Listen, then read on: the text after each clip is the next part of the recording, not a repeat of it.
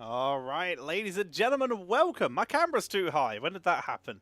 There we go. Welcome to the Nexus Gaming Series Storm Division. I'm your caster for today. I am Tetra. I couldn't remember which way to point. We have a slight delay on starting. There was a little bit of miscommunication as to how the map bans were being done. They are being done as we speak. But we are in for some fantastic games tonight. We have a best of 5 series between the number 1 and number 2 seed coming into the Nexus Gaming Series Storm Division. With, on your left-hand side for tonight, will be Team Alexander, the team made up of ex-HGC Korea pros. Some incredible players going to be coming in here. They are going to give you some very entertaining games. They qualified in the second qualifier via victory, making them number 2 seed coming into Storm Division. But their opponents, the team that defeated Team Alexander in a 2-0 in Cup number 1 to qualify as the number 1 seed for Storm Division. It is going to be, of course, VGM. I'm going to show you the table as some matches have already happened.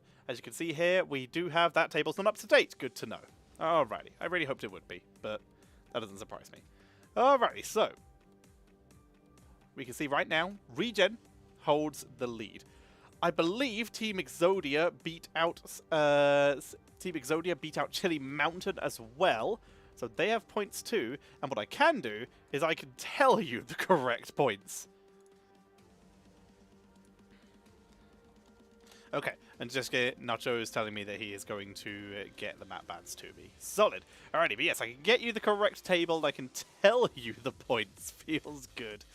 Alrighty, so right now, the teams that... this is the last match for the season. So, in the previous matchups, spoilers by the way, turn off your ears for approximately 20 seconds while I do this. So, CPOG X beat out TOK, aka the other Koreans.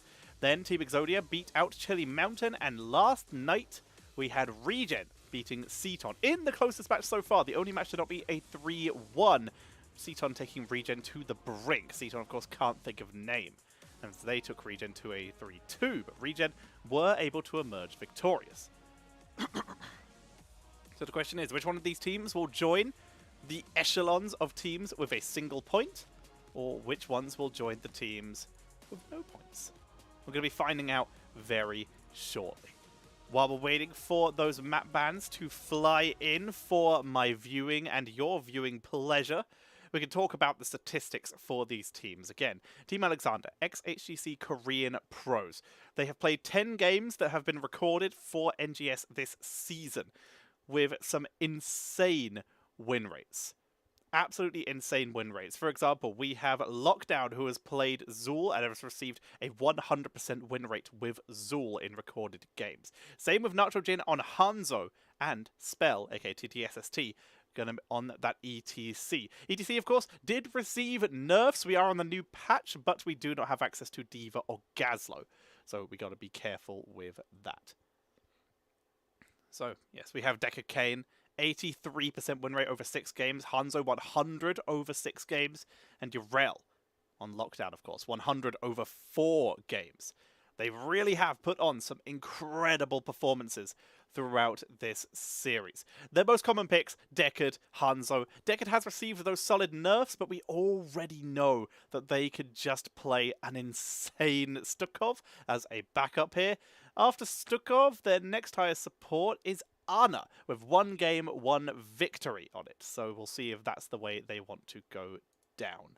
I think that might be map bans. It is! Alrighty, so Infernal Shrines and Dragon. I'll take you to a map ban screen. In fact, tell you what, I can take you there and you guys can watch as the bans come in. So, Team Alexander, they banned out Dragonshire and Infernal Shrines. But we do have VGM, who have, of course, banned out... I say, of course. They've banned out Alterac Pass, and they have banned out Cursed Hollow. VGM have opted for first... Team Alexander have chosen first pick, meaning VGM have chosen the map, and VGM are going to be taking us to Volskaya Foundry as our first map. Again, as a reminder, this is going to be a best of 3 series. Sorry, best of 5 series, meaning that we could go to a full 5 games, which means I will be staying up very late, if that is the way we go. Like Nacho Jin, a big old thank you for letting me know the maps. And we have a lobby. Join the game. Get my butt in there. Awesome. And they're the right sides. Wow, they're making my job easy today. So once again, these are your maps. While we're waiting for this to get set up, let's again have a look at some of the statistics, but this time for VGM. VGM. They also have quite a few 100% win rate heroes under their belts. They have played 2 games as May with a 100% win rate. I don't know if Avalanche is allowed. If there's a mod in chat, could you let me know if Avalanche is available? They also have 100% win rates on Greymane and Yorel. So battle of the Yorels potentially between these 2 teams. Some very high stress games there. Should be cool to see. They obviously don't have as much statistics as everyone else because they've only played in 1 cup. They don't have a huge amount of details. The most played heroes, the only heroes they've actually played twice, are Anduin, Greymane, Mei, Sylvanas, and Yorel, all of which 100% win rate, as VGM did not drop a single map coming in to this first after they won the first qualifier. So, should be exciting to see. These are your maps. These are your teams. We're going to be excited to good. Avalanche is good to play. Nice. Feels good. Yeah, sweet layout. I panicked earlier today trying to work out how to swap Hanamura in exchange for how to swap out Hanamura in exchange for Sky Temple. And I tried doing it on the old overlay because I didn't know there was a new one. And I couldn't work it out. Every time I thought I got it, it just swapped back after you hit reset. And that just broke it every single time. I even made my own little Hanamura logo to fit in there. But then I scrolled through and realized they've actually released tools for Season 10. So I was just able to grab those and use those instead. Yes, Diva Gossip and Cattle is sad in the chat. So far, NA is more than Korea in their previous matchup. They have only played 1 time before these 2 teams, and that was in the previous qualifier, in the very first Storm Division qualifier, which VGM won in a 2-0 against Team Alexander in the Grand Finals. Should be interesting. Are they going to be able to repeat the performance? Obviously, they can't get a 2-0, but they could get a 3-0. Can VGM assert dominance? Some ex-HGC players in here as well. Taika JK, Cattle, of course. There is some insane players available here. There are some insane players available here. But right now, we're just waiting for the lobby to get set up and get us underway. Let's find out what the chat thinks while we're getting everyone into this lobby. We're missing... Why are all the players being moved into the observer slots? There we go. We're getting them in. We're getting them in. I think we have all our players. We do. Feels good. So feels good. We have everyone in. Players look correct to me. Some of them have even changed their name to VGM. Feels good. That is very convenient for me. But all good. So once again, one last time, here are your maps as we get ready to head in to this game number 1. I don't make the rules. Feels good. Osgara is our first map. Maps that are still available after this will still be Battlefield of Eternity. We will have Brax's Holdout. Of course, Hanamura, newest addition to the map pool, as voted by a very silly community. Tomb of the Spider Queen and Towers of Doom. These will be our available maps. 5 maps, meaning only one of them potentially will not be played if we go to the full 5 games. Some hype stuff coming out here, ladies and gentlemen. We are getting ready to head into the draft. We have ours ready, Caster R, and I think we're going to be good to go, ladies and gentlemen. I think the players are actually ready now. And I can't spell caster, I put cursor. Either way, let us head into the draft, ladies and gentlemen, for game number 1 of this best of 5. Oh, I'm so used to casting the qualifiers. I've been bamboozled. I've been indoctrinated. It's a best of 5. We're getting this underway. Seed number 1, VGM versus seed number 2, Team Alexander, with first pick and first ban going over to Team Alexander. Let's get this going. Starting off with the Anaban. Now, there's a very sensible reason behind this. For starters, Ana is really, really strong in general at the highest level of play, but also this is a comfort for Team Alexander. They are less likely to pick Ana, despite it being a top hero, because they are playing on Korean ping. And Ana is one of those heroes who I can tell you from experience is a lot harder to play on a higher ping. Excuse me. Heroes like Deckard, of course, and heroes like Deckard and Stukov and stuff like that are a little bit easier to play on the higher ping from Korea to America, or in my case, Europe to America. We see the ETC banned away. He is still busted. Blizzard still with one of the weirdest balancing choices I have seen in so long, taking a talent that was never used and making it the most broken talent in the game. Let's take the hero with two of the most impactful heroics in the game right now, and let's let him have them on a 20-second cooldown. Thanks, Blizzard! So we see Urel getting removed. Very sensible, both teams. Very high win rates on that Urel. So it's going to be taken out. Zul's fallen out of play in quite a few of the regions, quite a few of the divisions, so we'll see if that's still the case at the highest level of play. Junkrat also buffed recently, massive damage output and great wave clear now, especially. So going to be especially effective. So it's a very sensible ban. We're seeing the Chromie, also recently nerfed, but still absolutely dunks on fools. The damage output and siege is insane, especially on a map like Volskaya, where you're going to have a lot more freedom, a lot of amazing positioning, where you can control the area, you can punish people if they try to hold the defensive position, and get good plays going. So, VGM now. What are we going to see? They go for Sylvanas and Garrosh.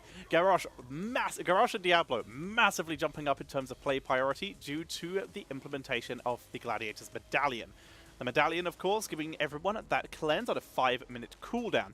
Now, heroes like Johanna have very much fallen out of Johanna, for example, has fallen out of play a little bit because the way Medallion works is long cooldown engages like Bless Shield are suddenly a lot less viable. Garrosh with the throw, Diablo with the charge, and Imperius potentially, if that is a main tank, which it could be, we'll see where they go with that, with the Celestial Charge, allows you to go in and get really solid damage output and really good engages without having to worry about someone medallioning you and being stuck on a minute cooldown for something like Bless Shield, which is Johanna's main engage tool. So seeing this position means that both teams now have very low cooldown engages, meaning that once the Medallion has been used, they can still move in for a second go. Sergeant Hammer going to be removed here. That's one of Garrosh's weaknesses. He does have to walk to whoever he is attempting to engage on, and Hammer can be a good counter to that with good damage onto Garrosh. The knockback from his W going to be able to zone everyone out very effectively. It's a sensible decision to remove that from the board. Team Alexander, final ban of the phase. What are we going to see? We're going to see Malfurion removed. They already have the Deckard on their side, so we're going to see that Malfurion on the board taken out of play, preventing it from getting any high value, preventing it from giving hyper carry Sylvanas or heroes like Tracer, which again going to be a little rougher for Team Alexander to deal with due to ping issues. Blaze coming in. And Stukov. Alrighty then. Cool to see. I'm sorry about the cursor appearing on screen. I will slowly get rid of it on all of my scenes because I forgot to take it off when I first made it. Stealing that Stukov away is a pretty big deal here because it gives them that hard disengage against the Imperius. Obviously, Team Alexander already have their support in the form of Deckard Cain, but Stukov, with the hard engage and more importantly, the follow-up crowd control to Garrosh is gonna be huge. We do not see the European style of main tank Imperius. We do see Diablo as the main tank. Not too surprising here. So Imperius against Blaze going to be up in that solo lane. So I guess down in that solo lane. The solo lane is the bot lane on this map. And we see Diablo as the main tank, making his way all the way through the draft. Final pickup for Tiger JK here, second damage dealer. They've got two incredible CC tanks in the front line and some insane burst siege on the back. They go for some percentage damage to kill off those tanks and some dive burst in the form of Greymane. Very standard drafts from both of these two teams. Team Alexander definitely going for a more of a siege and burst style, whereas VGM have gone for a team fight brawl style, where they can punish mispositioning very effectively. Whereas Team Alexander, they're not trying to punish mispositioning, they're trying to punish anyone who steps onto the map. We'll see which one works better. Both these drafts are very strong. Both have the potential to do really, really good things. It's going to be tough for both these teams. The Blaze is going to be a very big decider, I feel, with that bunker especially. And Stukov getting those lurking arms to follow up onto the throws of Cattle. Going to be a big deal. But on the other side, as we will find out very shortly as we head into the game. Oh, the cursor just got removed by itself. That's nice. But on the other side, Team Alexander, if they can get these big burst plays, Hanzo and Chromie are going to be able to blow up basically anyone they come across if they get engaged on by Diablo or Imperius. Let's find out. So we are heading into game number 1. Spell, aka TTSST, going to be on the Diablo, Hyde on the Decade Kane, Gondar on Hanzo, Nacho Jin on the Imperius, and Lockdown is going to be playing the Chromie. They are Team Alexander. And on the right-hand side, in the orange trunks, it is going to be VGM Gaming with Tiger JK going to be on the Greymane. Cattle on the Garrosh was looking for someone right to start off there. Mocha is going to be playing the Sylvanas, dodging the Sandblast. Heavy on the Stukov, and already making their way down to the bot lane. It is Liam, going to be starting off on that clear a little bit early, baiting the minions through, and has that Adrenaline Stim Pack, so is looking for a fast clear. Now the same is in top lane. Tiger JK quickly peeling off. They immediately go for 2 lane clears. They are trying to just clear out the lanes fast. They're not looking to fight, whereas Team Alexander, again, their comp is going to be rotating as a 4, looking for kills, trying to find anyone under position, pick up kill, but Cattle looking for the same, finds Deckard, charge is good, Liam rotating from bot lane, and that is first blood going over to the side of VGM Gaming. Picking that up right off the bat there, no hesitation. We see the mercenary camp is going to be started, stolen away, or at least attempted to be stolen away by VGM Gaming, and they will get that. First turret goes over to them. Spell hovers around, will charge. Not going to follow up though. They don't have enough burst to finish off Garrosh at least. On the other side, they grab their own as well. There's going to be a double turret play for VGM Gaming, with now only the support camp available for any kind of item gains for Team Alexander, who are already beginning to fall a little bit behind. Let's have a look at the talents as we are getting into this game. We're going to be seeing the War Breaker. No body checks coming in for the Garrosh here. Garrosh is going to be looking for those hard engages here and those shields. The body check is very good against heroes like Mei, but in this case, not going to be that useful. There's the charge. There's the time trap, though, and that's just going to allow them to steal it, but no one can pick up the binding of it. They're going to go with big stun from Liam's charge onto Nacho Jin, who is completely isolated. He gets a potion, but it's nowhere near enough as Tiger JK dives onto Hyde, looking for the chase. Spell going to try and use Greymane to escape there. Gets punished. Hyde barely survives the cocktail, but that is going to be a double kill. Going over to VGM, they burn a turret for it, but they come out miles ahead there. Looking fantastic. VGM 3 kills to 0 at this early stage of the game. They begin to hold positioning. Let's have a look at some of the rest of the build. Ignore all distractions. The siege-based build for the Hanzo. Looking to just get extra arrows, of course, wants extra burst damage there, but the ignore all distractions, the extra attack range is the big deal here. 2 extra attack range means you can hover on the minion wave and still ping people on the objective from a safer position without setting yourself up for Garrosh.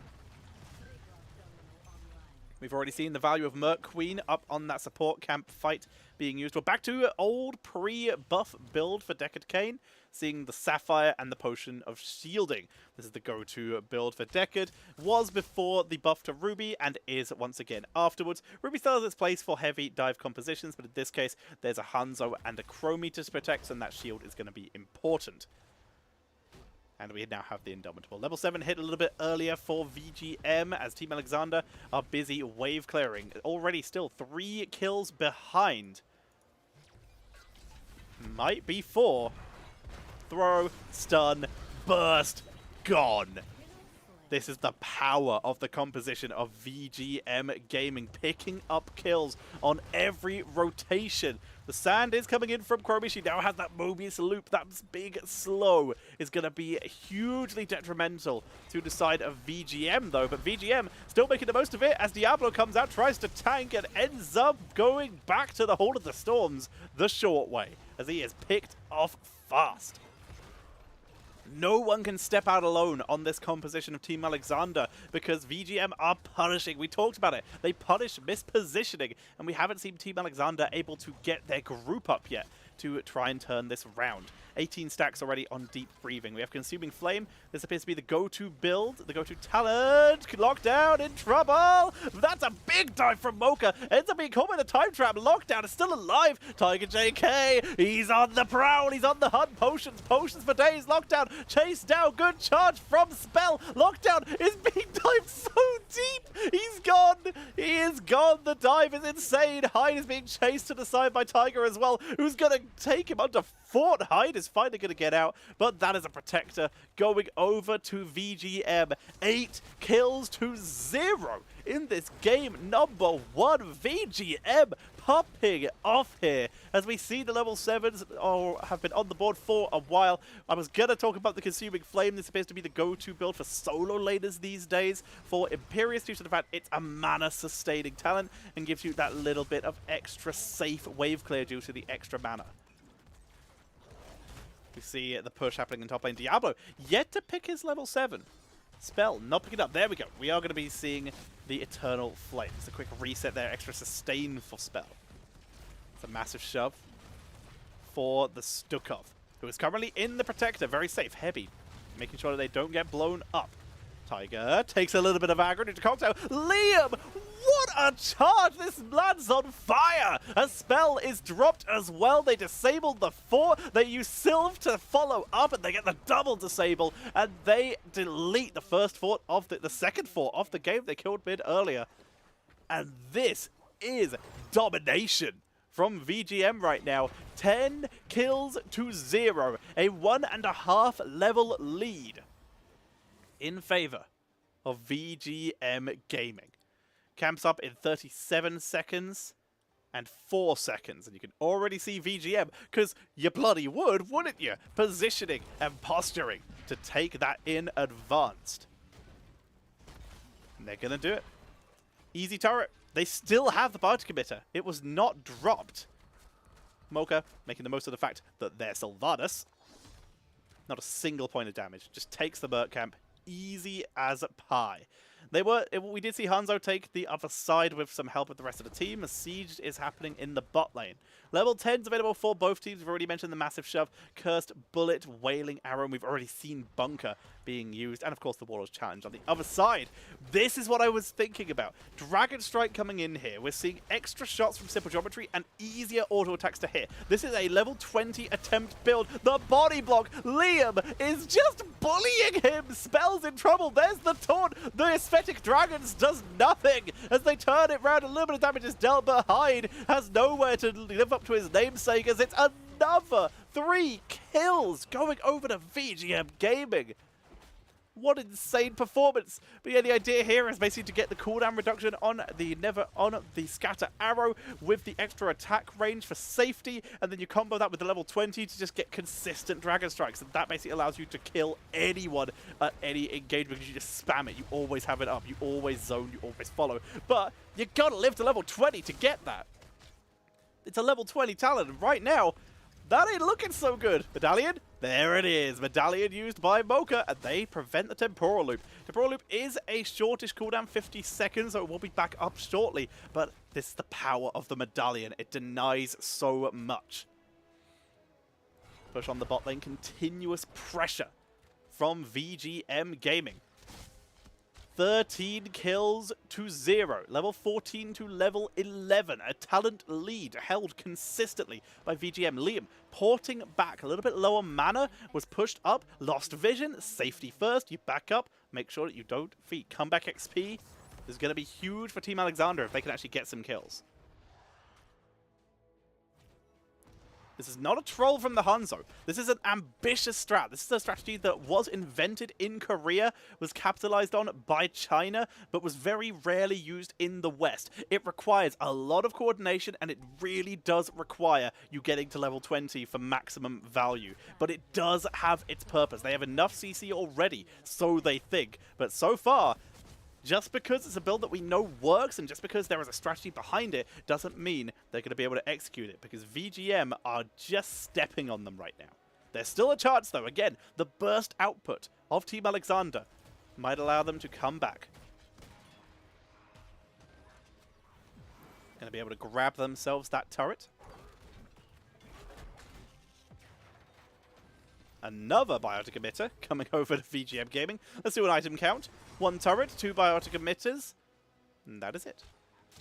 Solid output. On the other side, we currently see 1 turret. On the solo laner, this might be a mistake. Not sure. He's going to back up. There we go. Smart move. If he'd stayed there a little bit longer, vision was lost on VGM Gaming. If he had stayed, he would have put himself at risk of losing his team's only item because he was alone and an easy pickup target. But they are going to survive. And they were on even talents for approximately 8 seconds. As level 16 is hit for VGM. We're seeing the alpha killer. Greymane's not messing around. He's purely here to blow us people up, and he doesn't care who it is, tank or not. It's all about killing them. Blowing them up here. Super Strain going to be a huge deal against the Imperius and Diablo if they can actually start to get their engages off. Suppressing fire is going to make a huge difference when it comes to that. Hanzo with the mounted archery here. Wants to make sure he has an escape route. Decade yet to pick. Holding out on that. Protector already available. Going over to VGM. Going to be Greymane and Blaze. Adorning themselves inside the Protector.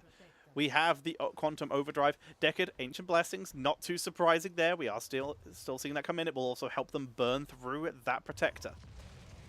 Mobius Loop. Good damage. It is nice. It's fully stacked. Also, it's Simple Geometry and Black Soulstone. Diablo dies. He will lose it all. Garrosh.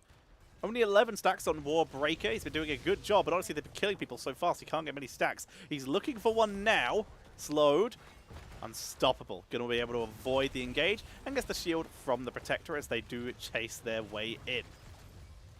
Hanzo, not with the team here. He was porting, but he's going to cancel it. He's going to trust his team to D-push because they need 16. They are willing to lose a keep here. You can see how they're positioning.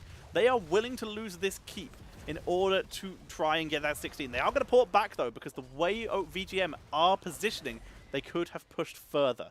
Hanzo comes back. They're not going to have 16 for this. And they're actually instead, because they have everyone back now, going to put up a token defense for this keep. They're not going to be able to save it, but they are going to be able to prevent anything else from being taken by VGM. An attempt was made to maybe follow up, but Virulent Reaction shuts it down. Spell moves forward, decides not to risk the engage. They're still not 16. They've driven back VGM at least a little bit, prevented anyone from getting caught out of position. Camp will be stolen. You can see Team Alexander. They 100% know it's happening. They're not going to do anything about it. They zone, they scout, and they make sure they don't explode because they have to get 16. This will be their last chance to fight before 20s are available, really. Level 18 to level 16, a 2-level lead, but Alexander will be able to fight. Tigerfish, thank you for the 500 bits.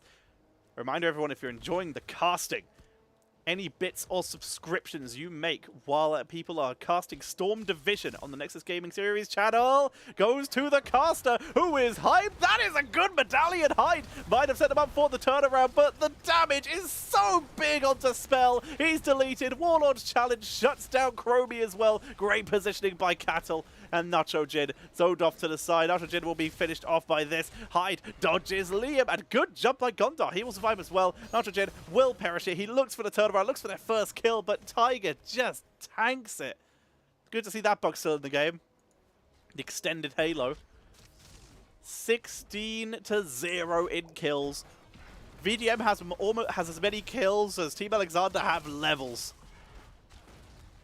Yes, if you're enjoying the cast, subbing or donating bits while Storm Division is being cast, those bits go to the caster. So if you, those bits and subs go to the caster. So if you like me, if you really like me, then sub and donate during my casts. If you like the others, sub and donate during their casts. Sub to Jinxie, sub to Stoic, sub to Linehouse, sub to Murder. Get it going. Tiger JK moving over to the siege camp. Misses a cocktail, but gains vision to leap over the wall. They're going to be able to burn that. Team Alexander being very sensible here. They have even talents. It's their last chance to really fight. So what do? They make plays on the map. This isn't a situation of they're looking for a fight. It's more along the lines of they know VGM won't fight them. So they're just gaining everything they can safely while they still have a chance. Herodric's Staff coming in for Deckard. Going to hopefully protect him against those big dives. But we see World of the Forsaken. Even more Unstoppables coming in for Mocha. Another 500 bits from Omalia Music. I can't pronounce that. I've almost certainly done it wrong. Level 20s are hit. The window has closed. Team Alexander, no matter what, will now be fighting a talent down unless they can survive a bottom opened lane into level 20s with a protector. They have to soak 2.5 levels before VGM can grab the protector and end the game. They're just going to try and go for it. Here comes the Aesthetic Dragons. Turret was picked up. Disengage comes out. They all retreat. Heavy takes a lot of damage from that, actually. A little bit of a misplay, a little bit of mispositioning, but he will survive. He backs up. The slow from the weighted pustule gets him out. Nacho Jin can't land the stun. Tiger JK with a very nice sidestep. And they survive. But you can see them. They're trying to make a play. They're really trying to make something happen here because they're out of time. They can't let this protector go over to VGM. This is the last chance they can make a play. Wailing Arrow comes out, hits 3 members here as they force the play. Nitrogen wrapping round. Gondor focused down by Mocha, who positions perfectly again. The emitter does not save Diablo, who does not have souls. Hyde is in full retreat. He throws the Stukov. The Sylvanas throws herself as they dive in. And that's the pickup onto Hyde, onto Deckard, with just Nacho Jin and Lockdown left. This might be it. Lockdown temporal loops. He's able to medallion. He's trying to distract. He's trying to buy time. Nacho Jin has ported back. They now have to 2v5 as the core attempt comes in. Turret is dropped. Merc Queen online. Nacho Jin has to land the stuns of his life, but it's not going to happen. The damage output is not there. As game number 1, 19 kills, make it 20 right at the end. 20 kills to 0 in favor of VGM as they take a convincing game number 1. What a performance there by VGM, showing that they are ready to just pile on pressure and just dominate anyone who stands in their way. That was impressive. Against some of the best players this game has ever seen. VGM pull off a 20-0, no fort lost game. That was scary. Mocha with the positioning God plays there. Just absolutely bodying anyone who stepped up. That's a lot of bits. Some bits. Thank you very much, Eric 2004 forever.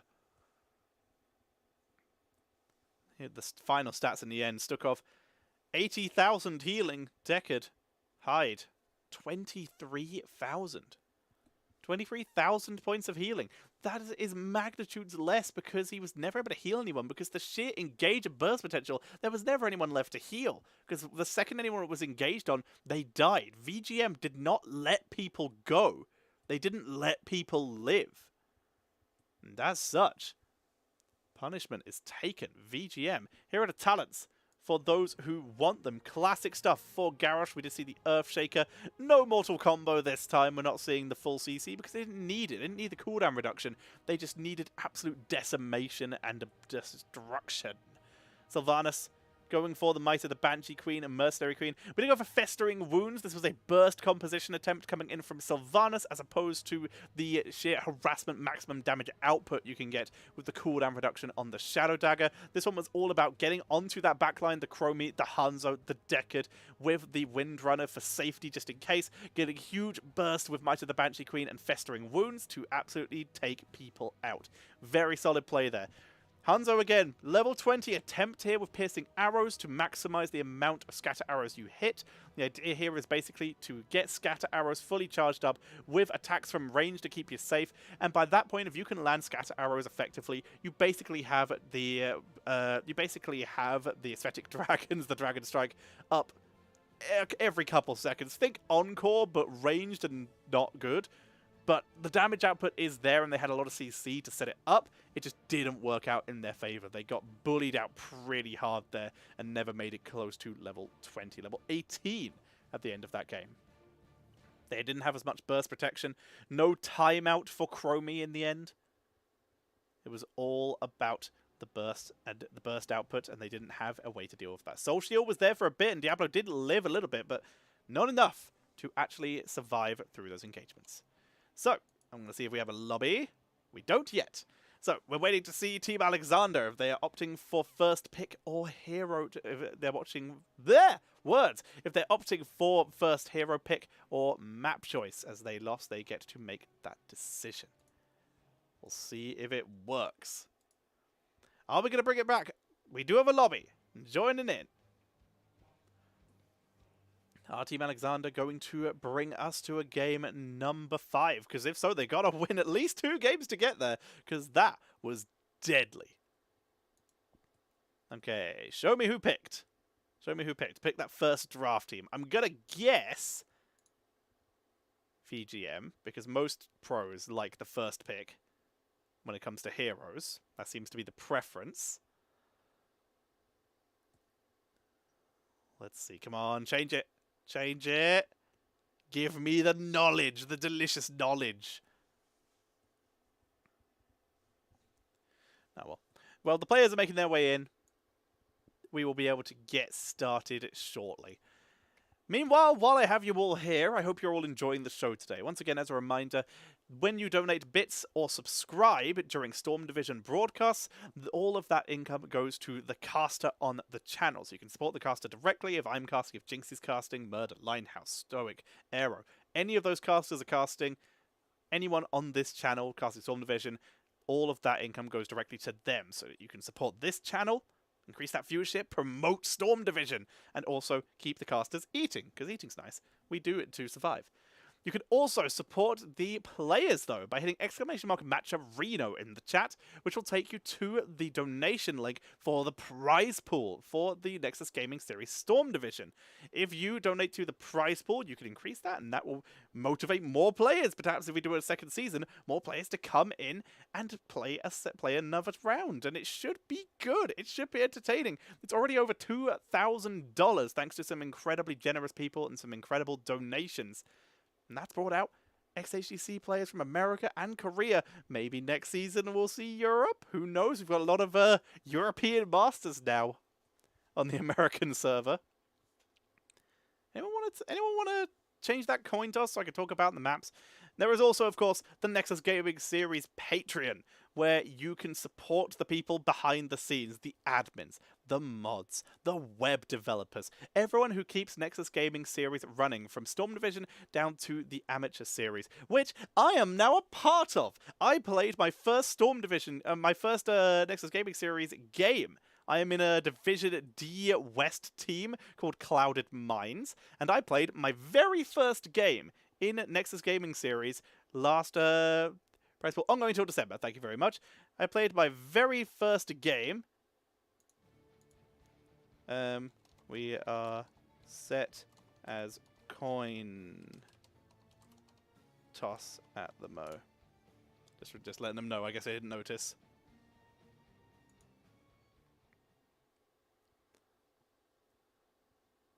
Let them know that. But yes, basically, I played my first game with Clouded Minds, and we won! We won our game. Spoilers, by the way.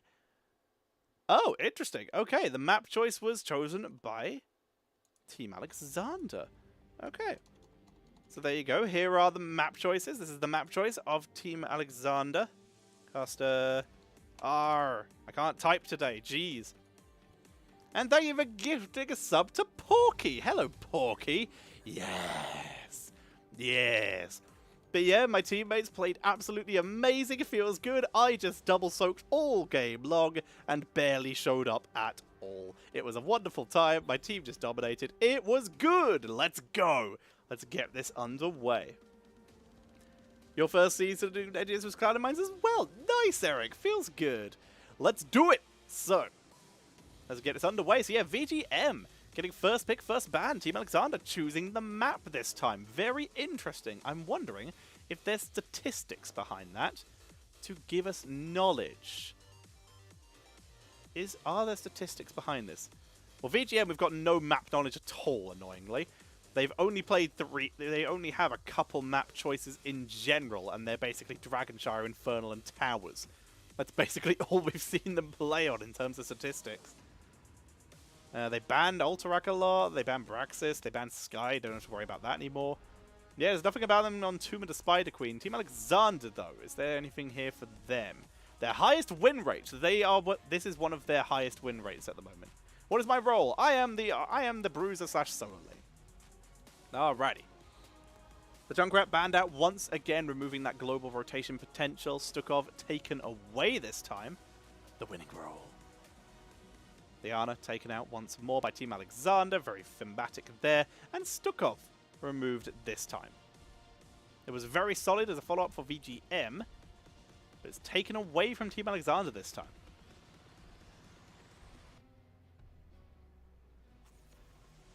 It's Garrosh, yep. We were just talking, I saw people in the chat talking about that, saying that that deserves a ban, and you know what? You right.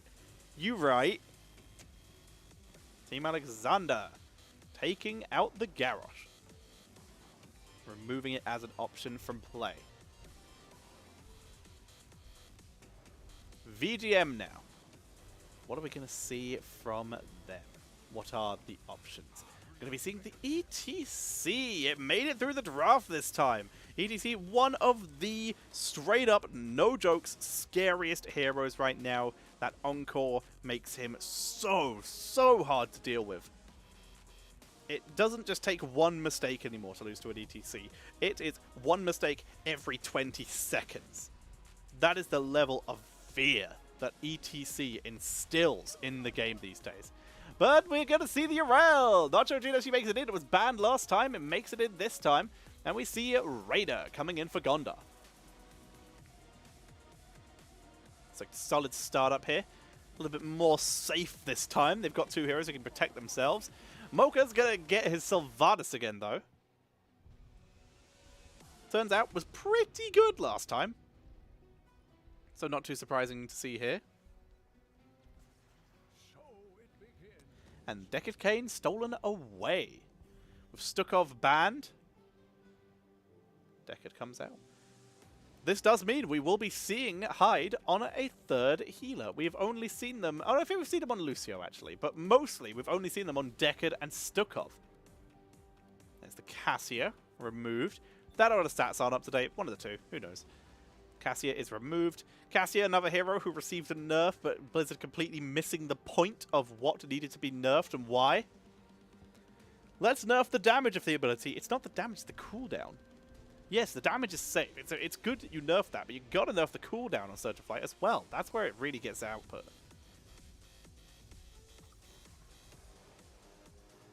With Decade on the board. Struggles a little bit more with the damage output of Chromie than Stukov did. Single target healing, a little bit better for Decade, but the AoE healing that Stukov offers is gone. It's Anduin for Team Alexander this time. Anduin, another hero who is slowly creeping his way up in terms of priority, especially due to the fact that you can now self-cleanse with Medallion, and you can either run in with Light Bomb, or put it on an ally and have them self-cleanse to jump with a Light Bomb, or you can self-Medallion for a salvation and get a couple seconds of quick healing and burst protection without the risk of being interrupted. Any hero who has a channel has suddenly got a lot better with the new patch. Decade was already good, but now he can unstoppable his own sleep. ETC can unstoppable his own mush. These heroes have become a lot better since the recent patch and the addition of medallions. Finishing out with Blaze and Jada. Very burst heavy once again. A lot of AoE crowd control. And with, of course, only one cleanse until level 20 if we choose to go for that. Now, Team Alexander. Final pickup here. Maiev. Okay, they are looking to fight VGM here. They're not going for wave clear or split push or anything like that. They have a team that is here to brawl and is here to survive. Lots of abilities to just keep people safe and prevent themselves getting blown up in one go. But they have the ability to turn around now. Very cool to see.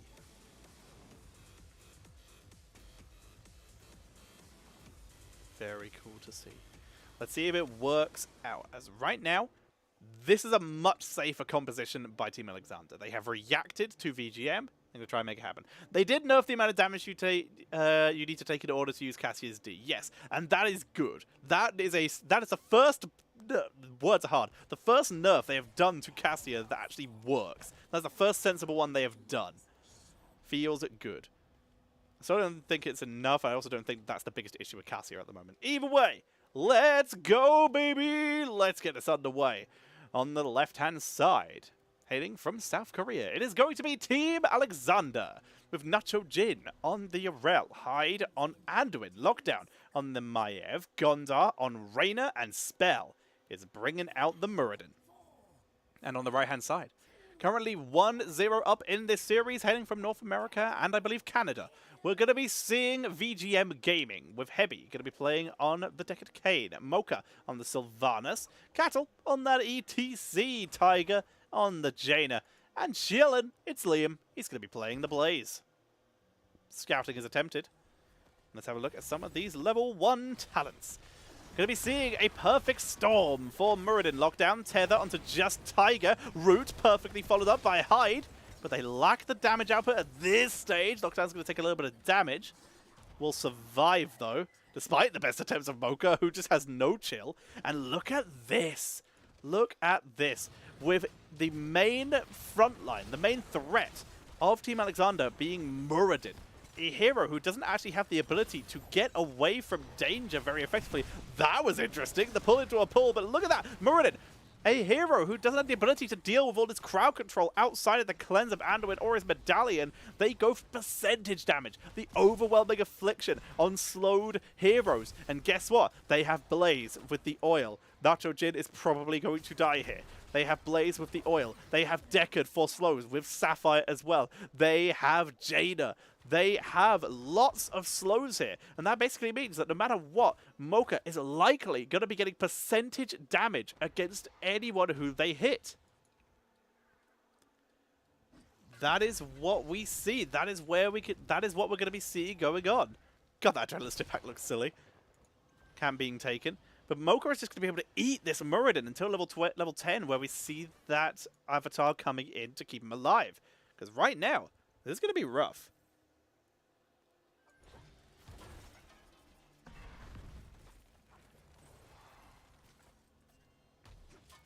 How much money do we need to raise for you to shave my head? Not auctioning that at the moment, I am afraid. Ask Caldor. We'll see the focus clearing out the minions for the moment. I mean, if anyone wants to donate me like a couple $1,000, then I'd consider it, depending if the price was right. Stun. Onto ETC. Cattle. Thanks through. Not going to go any deeper, doesn't want to take any risks. Price would have to be right, though. Going to be seeing the inner fire here. Anduin staying at range, staying safe. Doesn't want to get himself caught out of position. The Incinerator Gauntlet's coming in for Blaze. Stun. Finds the Anduin, and Hyde is gone. Cattle has just been finding kills. It's another 3-0 in terms of kill games. The Spider's going to be playing spoiler. Are they going to get Mocha as well? They do! They interrupt everything. Every turn is interrupted. Tiger is interrupted. Cattle, the only person able to get his gems in. Those spiders ruining the turn in there. Finally, Tiger gets theirs in. 30 gems turned in. Only 30 available for Team Alexander. We see a Sledgehammer coming in for Spell here. Good clear for the Web Weaver.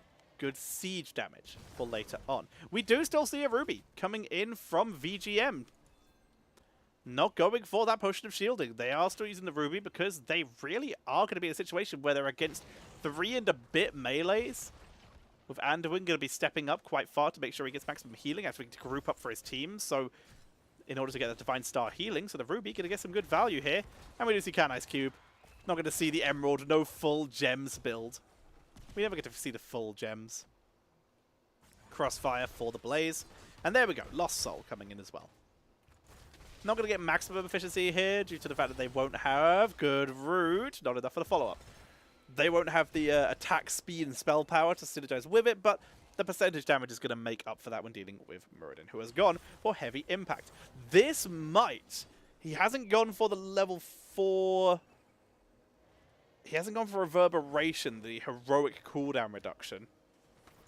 Which means we might not see a Haymaker style. There was a build we used to see from Korea back a little bit ago where we would see a Haymaker style using Reverberation to get Haymaker up in every fight and just zone out everyone who's a threat. But the burst damage output is still very solid, and we still might see that.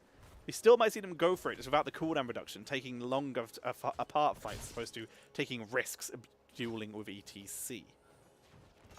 Liam taking some hits. Good knockback, interrupting the charge. He's gonna self-cleanse medallions, and that will allow him out. Good job by Liam. In the meantime, a little bit of a brawl up on top. Medallion also used by Spell, but he takes a lot of damage from Tiger. Forced to back up until his trait activates. Needs to get that healing out. There we go. Final turning comes in for VGM. But Tiger picked off first kill for Team Alexander in this series. Medallion used by Heavy. They're looking for a second. Good stun by Kato to keep Heavy alive, though. And Heavy will survive this time. But Team Alexander, they finally have a kill in this series. Let's see what they can make out of it. They are now going to be able to defend these without the risk of Jada popping them. They have a little bit more freedom. They're going to be able to clean these out as fast as possible. Cattle still looking to punish, still looking to annoy and prevent this Web Weaver going down quickly to allow Sylvanas freedom to push up. Black Arrows and Shadow Dagger combined to disable the entire front wall here. And they're going to be able to delete this front wall. Web Weaver already dead up here. They make their way in. The push coming out. We do see the unstable compound. We have the righteous momentum.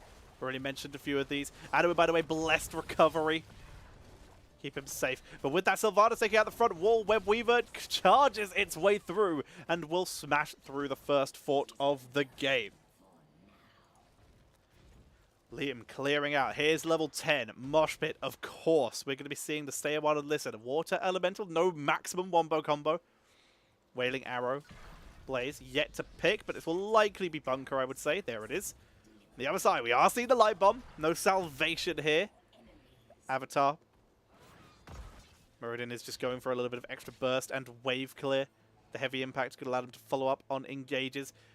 Reyna's Raider for the Reyna and we will see Maiev almost certainly going for the Warden's Cage here. The containment disc. There are a couple targets who could be accurately shot at here, but I don't feel it's going to be worth. Cam's being dueled by both teams, but still making the most of the fact that, well, Mocha is Sylvanas. Able to clear that up very, very quickly. We'll keep an eye out for Urel's at level 10. As the two teams skirt around each other. Enough gems available for Team Alexander to turn in, but they are being zoned. Liam doing a good job keeping them zoned away. Cattle charges in. No Mosh, doesn't need it. Leap of faith. There's the Mosh. Going to be able to kill off the Maiev. Gondar focused down. Water Elemental slowing him out. Finished off. Hyde will get the Light Bomb. There's the Say a While though, and that shuts down any attempt at an escape. Hyde is dropped. Spell in full retreat as they split up both tanks dealing with Nacho Jin, who's able to get the gems. But in the meantime, down goes Spell. TTSST is taken out. Nacho Jin heals up. He got 28 gems. They got their turn in. But Nacho Jin, the only one left, the only one with gems. And these Web Weavers are gonna just be cleaned out, losing all value for Team Alexander. Top doesn't even make it to the halfway point. Mid doesn't even make it past the gate point. Bot lane, the only lane where the Web Weaver gets any value, but there's level 13 on the board. There's the Encore. Remorselessness coming in for the Sylvanas, combining that with the Overwhelming Affliction. That extra attack range keeps you safe, and of course it applies Overwhelming Affliction, which means you get good cleanse. Very nice. Focus down. Cattle being turned on here. Lockdown is just getting bullied by Mocha, though. Light Bomb is used, but the miscommunication is applied. They don't turn it. It was to prevent any follow-up, but they're not able to get any value out of it. Mocha going to port back as they are out of mana. But yes, Remorseless. That shot of Banshee Curse, which applies Banshee Curse. Sorry, Withering Fire that applies Banshee Curse. Three stacks of the Banshee's Curse applies slow, which is, of course, more percentage damage. That is the idea behind this build. Level 13, a little bit around the corner for Team Alexander. Cattle, Mosh Pit, pulled out, denied this time, but Spell's a little bit isolated still. He does have Avatar, he's going to have to use it. He's in trouble, he pops it to survive Tiger JK, lands the stun in full retreat, but the damage upper, the percentage damage, Mocha dives him in and just blasts the Muradin. Avatar Muradin unable to stand up to one screamy girl. Tiger backs away, nearly drops to Gondar, but the zoning from Cattle with Encore, the dive from Mocha, looking for lockdown, unable to do so. Blink to demount, prevent any chase. And this is the play of the season so far by VGM. Losing 1 kill so far across an entire series. Team Alexander gotta get some more kills on the board here. Ancient Blessings, Nano Machine Coating. Attack speed reduction against a Raider. That is BM. Finally, Team Alexander hit their level 13s. We have the Bladed Armor Protection, the Bronze Beard Rage. Lots of extra damage output there. Enchant Boots Lion's Speed. A little bit of extra healing, 466 over 4 seconds is no joke. It's not huge, but that little bit of extra protection against this comp might be the difference between winning and losing. The rest of the team rotates their way up here to deal with this push on a VGM. Level 16 just around the corner. Stay a while is denied. There's the Mosh. They still get Maiev. Light Bomb. They face melt it out, so the Light Bomb lands on no one. What a cancel by Cattle to get that off and prevent any attempted a turnaround as they focus onto the first keep of the game. And VGM are going to be able to claim that in style. But Spell, he's here. They're going to try and make something happen. Nitrogen jumps in and supple, but he can't get the hammer. Cattle just power slides through him and shuts it down. VGM will pull back. They have enough for a turn-in, and they're just going to be able to do so again.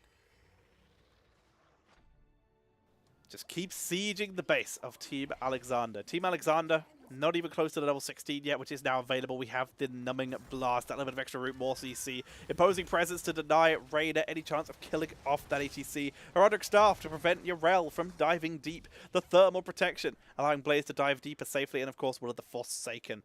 Will of the Forsaken against this kind of high crowd control composition is going to be a very big deal. Cattle, in a little bit of trouble. But you can see he's just face-melted Mosh Pit back. Encore's dumb.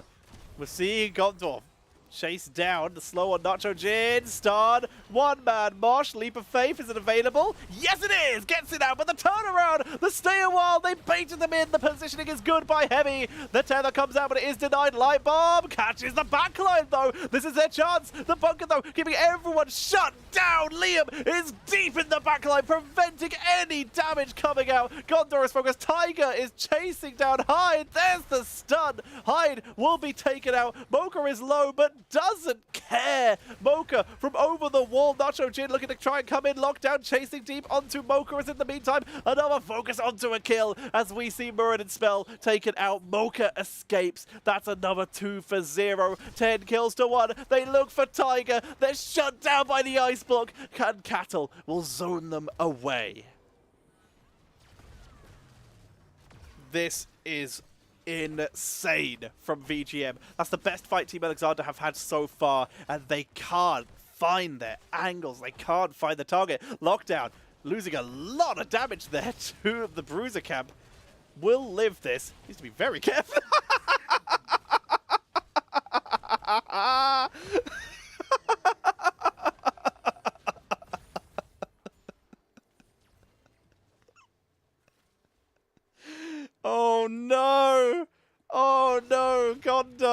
I'm so sorry. I'm so sorry. There's no way that was intentional. The penetrating round for wave clear accidentally knocks 2 extra bruises into Maiev, who just turn around and one single bop, kill off Maiev. She will respawn in time for the defense, which is really needed now. Siege Giants with Merc Queen and Web Weavers on the way. They make their way in. Gondar rooted. Spell.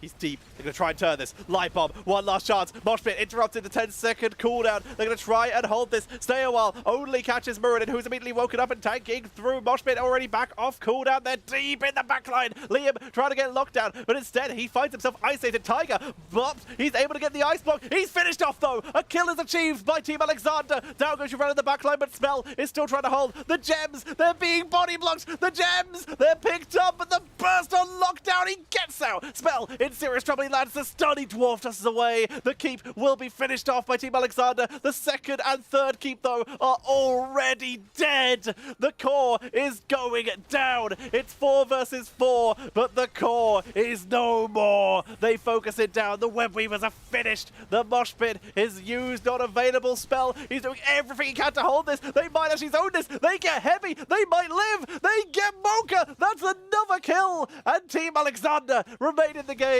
48% on the core. They are going to survive. Team Alexander live.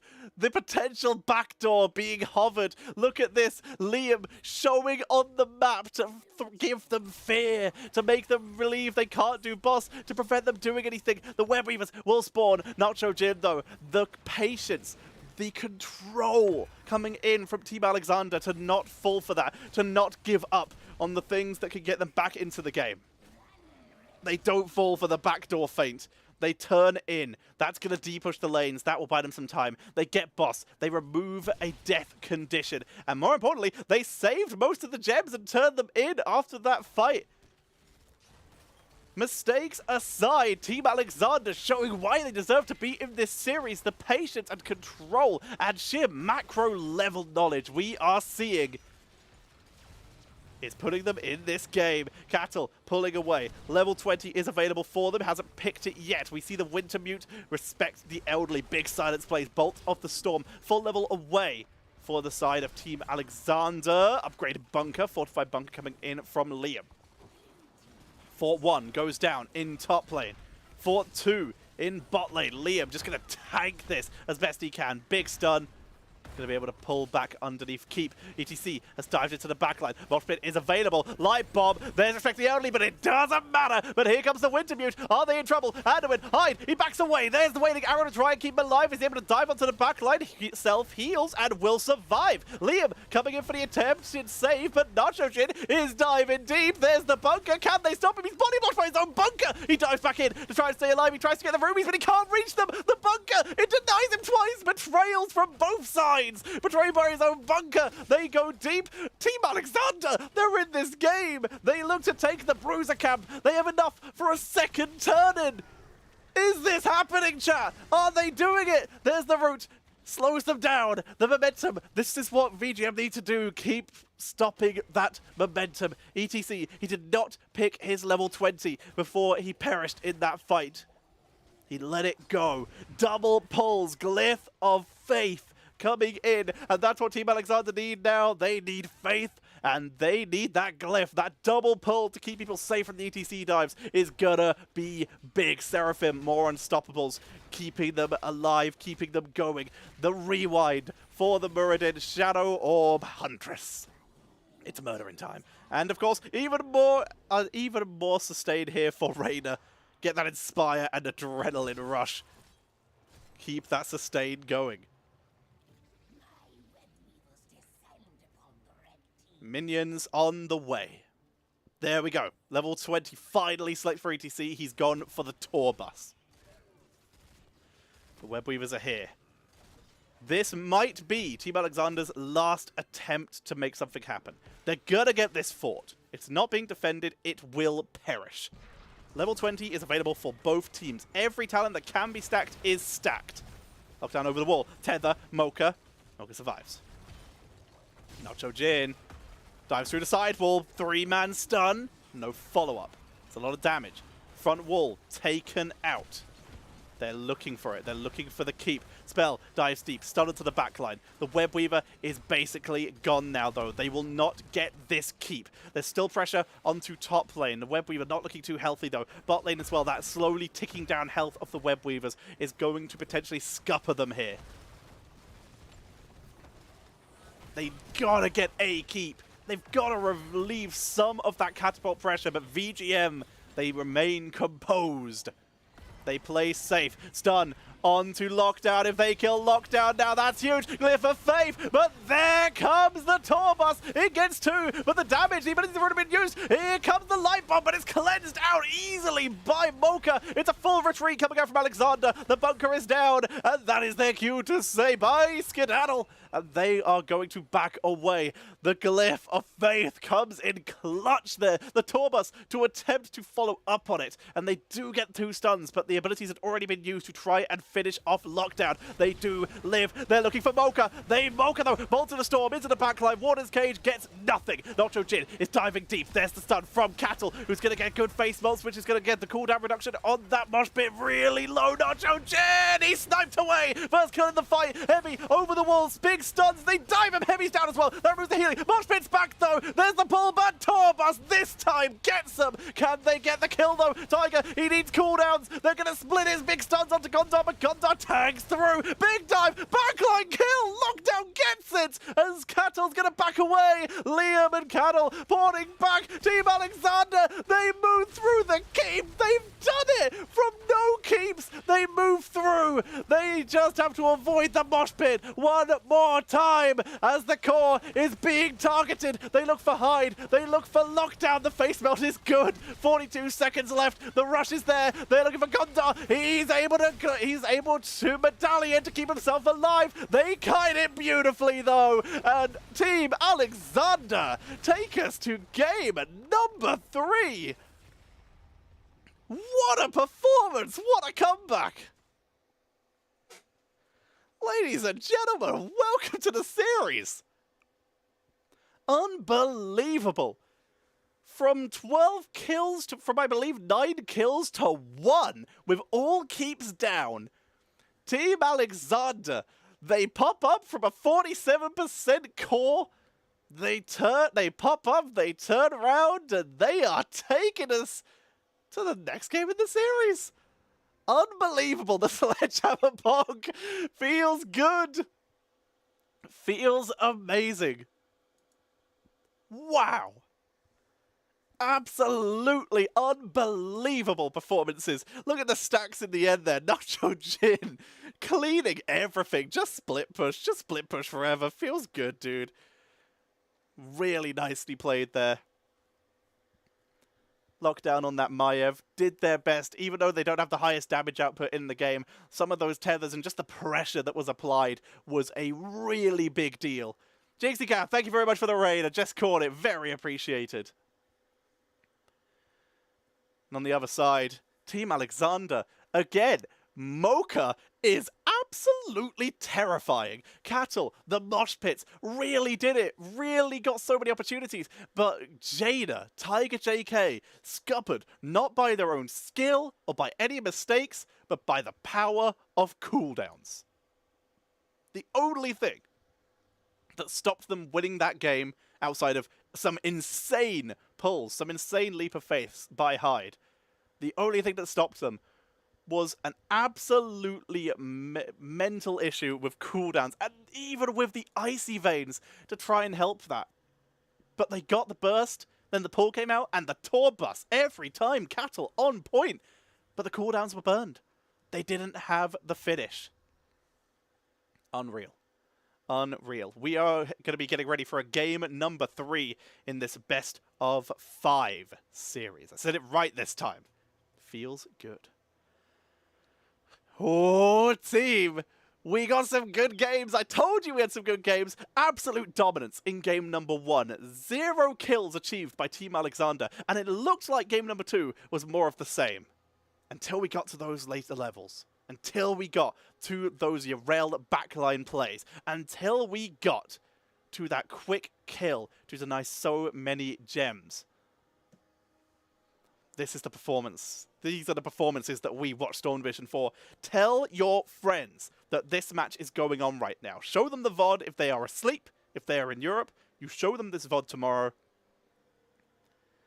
And have a good time, because I may have we can laugh all we want, but these players are potentially some of the best in the world right now. And even though we saw that little bit of a misplay earlier on, they still pulled it out. And they still pulled it out in an insane fashion of pure skill and positioning management. And that's what we like to see. Incredible. We have a lobby. Let's jump into it. Caster is too hot, please nerf. But Jinxie Cat isn't streaming on this channel. Alrighty. We have a lobby. They haven't selected first pick again, but that's fine.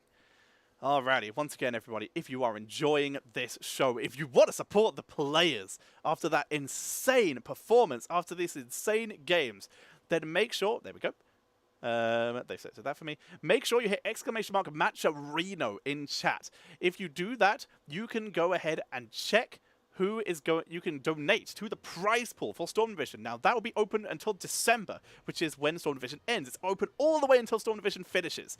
So if you want to support the players, you can donate there. It's incredibly appreciated. We're already over $2,000, but I think we can get higher. I know we can get higher, because every time anyone doubts the Heroes of the Storm community, every time I have been casting and people have doubted the Heroes of the Storm community being able to step up and make something happen, they always make it happen. And I can tell you that because my eyebrows remember.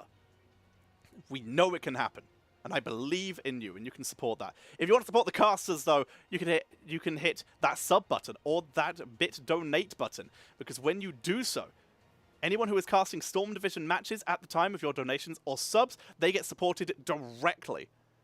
They get supported directly by NGS, so the money goes to the caster instead. So if you like the caster, whoever is casting Storm Division at the time, make sure you sub and donate during that time so that they get that support and that income.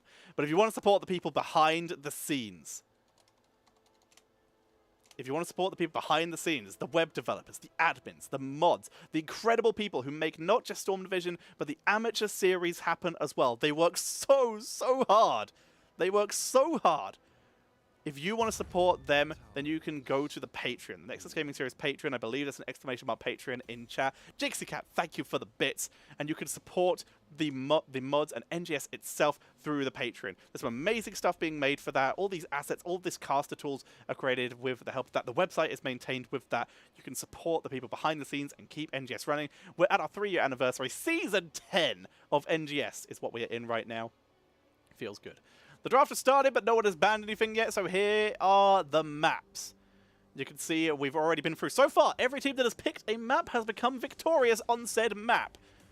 With first pick opted for by VGM in this next game, Team Alexander have taken us to Towers of Doom, with VGM opting for the first pick, first ban. In game number 3 of this best of 5. Let's head in. We've arrived just in time for the first ban, as Junkrat, consistency is there, is going to be removed. Eric, 2004 forever. Thank you very much for the sub. Also, as a reminder to everyone, we are currently just under halfway through. That's a gift sub. Neo of Tira is gifting us a tier 1 sub to Dax. Very appreciated. And as a reminder, perfectly timed there. Thank you, Neo of Tira. Tyra? One of the two. As a reminder... we are currently just under halfway through September, meaning if you gift a sub to someone or you use your Twitch Prime sub, you can continue that sub for another month for cheaper. Capital One are currently filling out the rest of the sub, so you can follow up on that subscription and renew it so that you get that extra sub. If you get a gift or you get a free Prime sub, and then you can renew that for another month to support the channel. They get the full income thanks to Capital One during September. or you pay less. It's a win-win. You support people, you save money. It could not be better as Daxhots gifts subs to the community. 5 gifted subs to Zyga. Zyga? To Chili Mountain. Hello, Chili Mountain. Storm Shock. That's a name I can probably not pronounce. Rigala? One of the two. Regala. And Grommin Hots. Thank you very much. And Jixie gifting the sub to Joey Wood. Oh my. So, ban-wise, the Stukov was banned out once again. VGM still a little bit scared to hide for good reason. Team Alexander going to remove that Garrosh. They were scared of game number 1. Taking that out. Thank you very much, ladies and gentlemen. Oh, we're on a tier 3 hype train. I didn't even notice. Choo-choo. I was about to swear. Glad I didn't. I just had to stop myself there because that's crazy. Thank you all so much for your generosity. You are all insane. Thank you very much for being mental, because the Heroes of the Storm community is mental in the best way. Tigerfish, thank you for the sub. VGM, though, they do get the Sylvanas Mocha really popping off here on the Sylvanas every single game, and is able to get it one more time. Team Alexander, they got the Reyna, it worked last time, and the Aurel. If it's not broke, don't fix it. But this time, VGM with the aggression. They're gonna pull out the Diablo.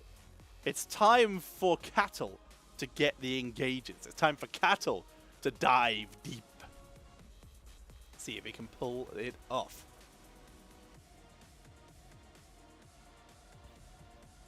Let's get going.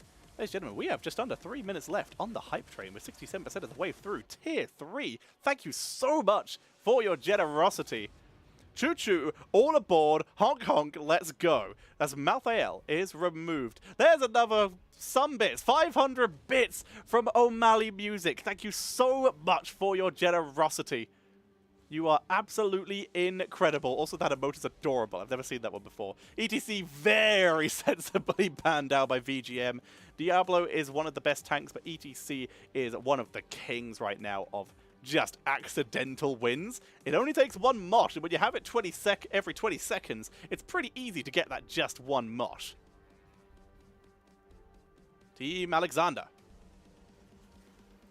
Tyrael Karazim! Choo-choo! There we go! This is a brawling style composition. This is a classic Korean style composition from Team Alexander, not relying on hard engage, bursts and stuns. They instead bring out the brawling composition. We pick an area, we focus, and we win. They have also some very holy heroes, and Raider feels good. Dihaka and Thrall. Okay, triple frontline, very CPOG X style here. VGM busting that out with Dihaka for offlane, which means Thrall going to potentially be a little bit more damage focused. Does that mean this is a Crash build, or is this going to remain a Rolling Thunder build? Very interesting. Just over 1 minute left on the hype train. We're at level 3. Let's see if we can hit level 4. You've all been so generous already. I'm very happy with this. But we're right there. It is giving me Arjuna. Jada! That's the final pickup for Team Alexander. Okay, I was concerned there because Hyde was on the Jada and they weren't swapping, but they've got it. All right, here we go. Brawl style composition with a little bit of poke, not too much, but some good harassment there. See if it works out in their favor. They have a very good aggression style composition, especially when you go for that swift retribution on level 7 for Tyrael.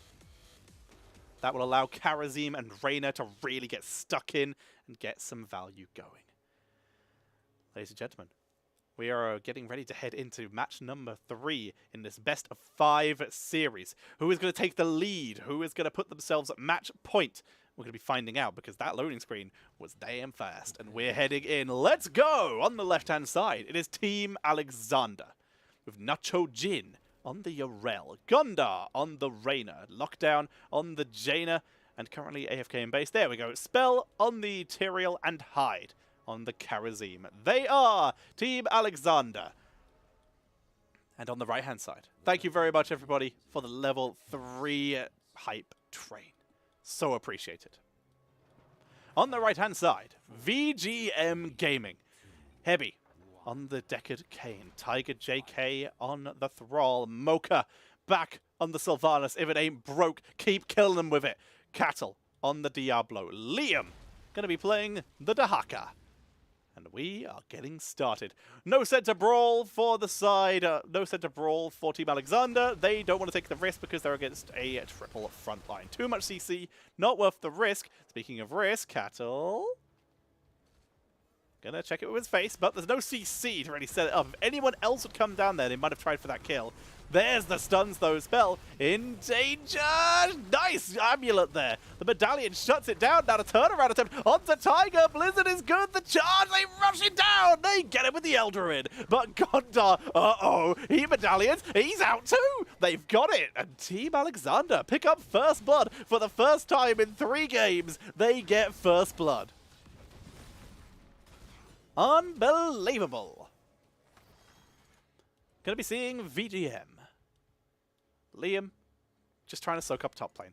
Their initial attempts at aggression have failed as Mocha grabbed the mid lane, so they immediately split off and start soaking. Team Alexander making the most of their slight head start, and an earlier start on that siege camp. It is started on the other side though. VGM picking that up. And it looks like we're going to be seeing a 4-man rotation from the side of Team Alexander, as Nacho Jin going to be dueling against Liam. Drag's going to be very important for Liam to land here. We'll see how well he's able to do that as we have a look at some of the level 1 talents. We do see, again, we mentioned, Thrall is rotating with the team here. Cattle takes a lot of damage, has to use Soul Shield to survive. But we do see Thrall rotating with the team a little bit, but he's also going for the Echo of the Elements. So he's going for a little bit more sustain, more consistent poke, being able to harass consistently and prevent captures from being made. That will be a big deal later. But no extra damage output here, relying on the rest of his abilities for that.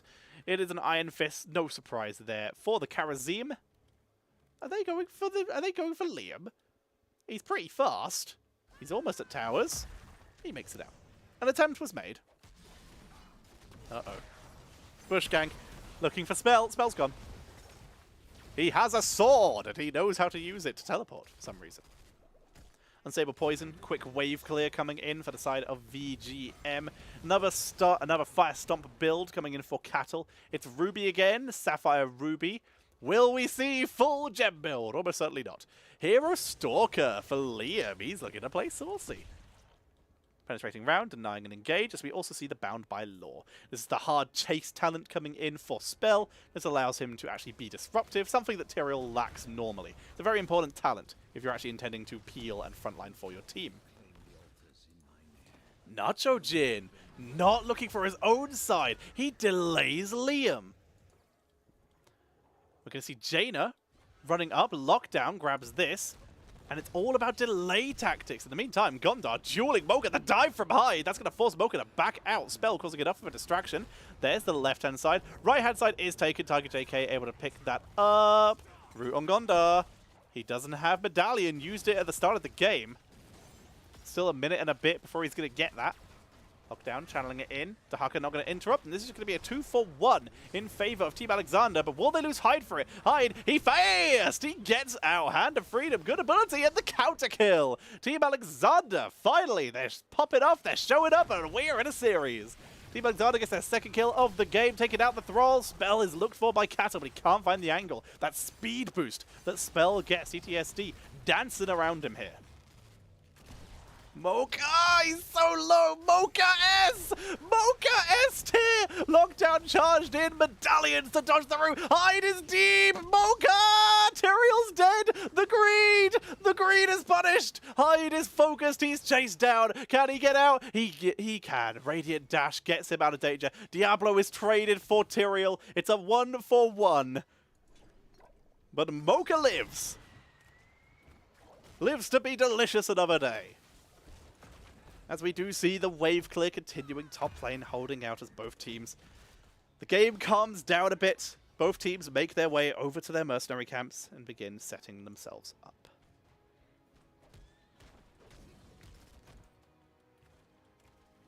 Mercenaries slightly slower, being grabbed by VGM here. Cattle says hello. Big charge. If he had Malevolence, Lockdown would have really been hurt there. But the sustain is going to be really important for Cattle, which is why he has gone for this Fire Stomp build. With Diabolical Momentum this time. Cool to see. try to zone, they try to tank. Mocha really try to hold these sappers away from the base, because that bell tower ain't looking so hot. Looking less like a bell tower and more like a tin can with a stick tower. Lockdown, just going to try and zone Cattle out. The Soul Shield doing a good job. Immediate channel coming in from Nacho Jin. The Tiger JK not going to interrupt this. They're just going to get that because level 10 is online for Team Alexander.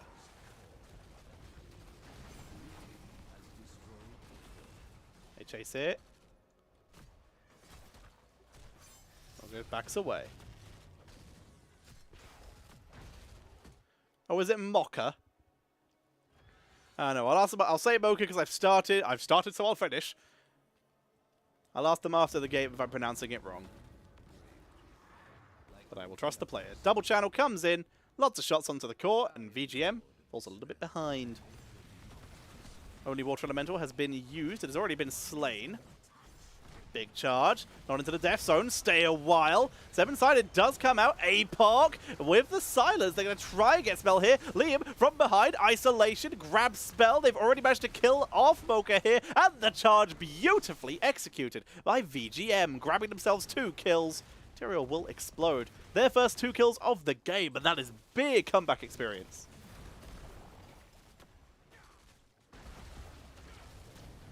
Come off.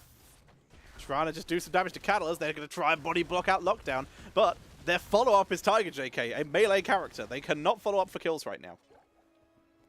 Just trying to cause some grief, cause some pressure. Nacho Jin and Liam just trading lanes, both trying to double soak the other. Trying to get an experienced lead.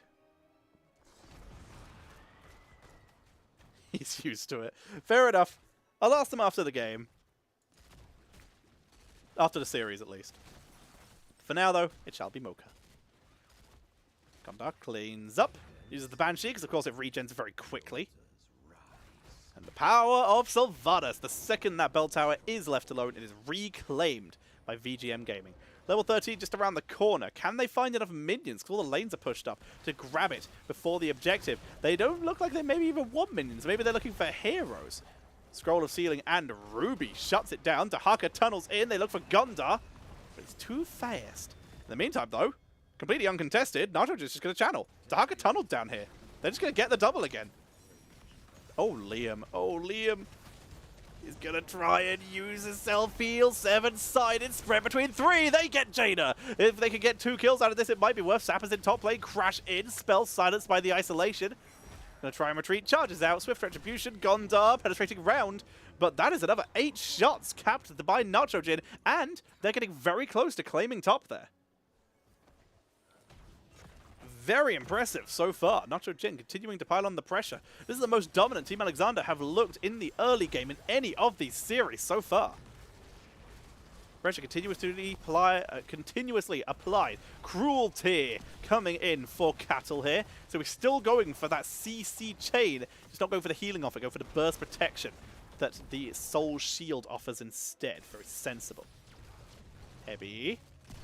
Heavy may be in trouble. Cattle trying to tank. There's the Earthquake. They're going to try and turn this round. Good damage onto Nacho Jin. He's really holding on to that Ardor Defender, though. There it is, going to be dropped. No, that wasn't the Ardor Defender drop. That was just Sank. But there's the turn. Dive from Mocha. Looking for Gondar. Kiting back. Will survive. Isolation onto spell. Remember, no Sank is available. He's got the Holy Ground to try and zone them away. But he's getting locked down. Nacho Jin, he's already used his Ardor Defender. Can he find a way out? No, he gets sniped. But he bought enough time retreating that way for his team to escape. His team gets away. But in the meantime, with that kill being applied, we're going to see VGM back in the game. They're going to claim themselves a bell tower. They've evened up the kill count. They're even on talents. And just over, for the first time, ahead on experience in levels. They are still, though, very behind in terms of core points. Cleaning out as best they can. So yes, we have the Holy Ground. That's going to be a really big deal for zoning potential. We have the Primal Swarm, that 10% armor, combined with the Symbiosis for that cooldown reduction, and the extra duration for Enduring Swarm. Very simple build. Very old-fashioned build. Full 5 shots. The comeback begins. Hide. Focus down. Dashes away. He has gone for the Quicksilver, extra speed, and the blinding speed. Really annoying talent naming system there. Knockdown, taking a little bit of damage. Continuous siege from Mocha, who this time has gone for the actual maximum damage output in team fights build. Attack speed and spell damage coming in from the Might of the Banshee Queen, combined with the cooldown reduction of the Shadow Dagger from Lost Souls and the extra attack range to give you more consistent attack speed from Remorselessness, and the extra Withering Fire there, which applies Banshee's Curse, means you are able to get huge damage outputs in team fights. And we will likely see Sylvanas top the damage chart in this game, if they aren't already. Let's have a look. Yes, they are. 29,000. Not as much as Raider, though, because good heavens, Raider has been having a very free game so far. Really has been bullying as best they can. Gons are topping it out so far. Silver will likely start catching up as the game goes on, but gotta keep the performance going. So, it's a bell tower for bell tower, as Nacho Jin was able to claim, and is just gonna push. They have a Sapper camp, so he's just gonna go. 3 extra shots. Potential for very high value here. Level 16 available for both teams. There's the cleanse. Big deal for the Karazim. Has to be used on Nacho Jin with that speed boost. Going to be a big deal. Dahaka trying to stop this going in. Sappers have already been cleared here. And speed boost to try to make their way up to top. One Sapper made it in. One Sapper still alive, but it will be cleaned up by Liam. Looks like they're going to attempt to go for a double cap as Deckard, Heavy, channeling this in for VGM. Meaning this will, for a very short amount of time, be a 4 versus 5. Liam's going to begin to channel. Are they going to interrupt? Nacho, he shows up. They let it go. They take the 2 for 1, the 1 for 2 trade. They let it go. Radical Forging, cooldown reduction, more Holy Grounds. Consistent Harassment is the name of the game here. We have the Evasive Fire. Again, you're going to get more Withering Fires coming out here. You get more auto attacks, more attack speed. Keeps you mobile, keeps you moving, keeps your damage output high unless you harass effectively.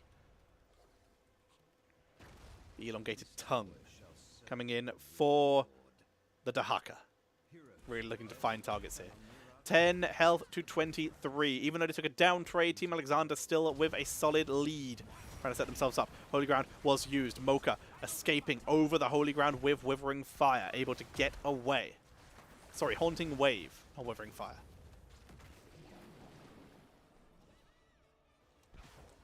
Cattle. Really on the hunt now. Trying to find targets. Nice little cleansing touch there to prevent Cattle from getting anything. Trades out a little bit of damage. Spell did eat a bit though. You can see Karazim's healing numbers starting to show that they do have a slight issue when compared to Deckard. 39,000 to 51. 7-sided. They look for Tiger.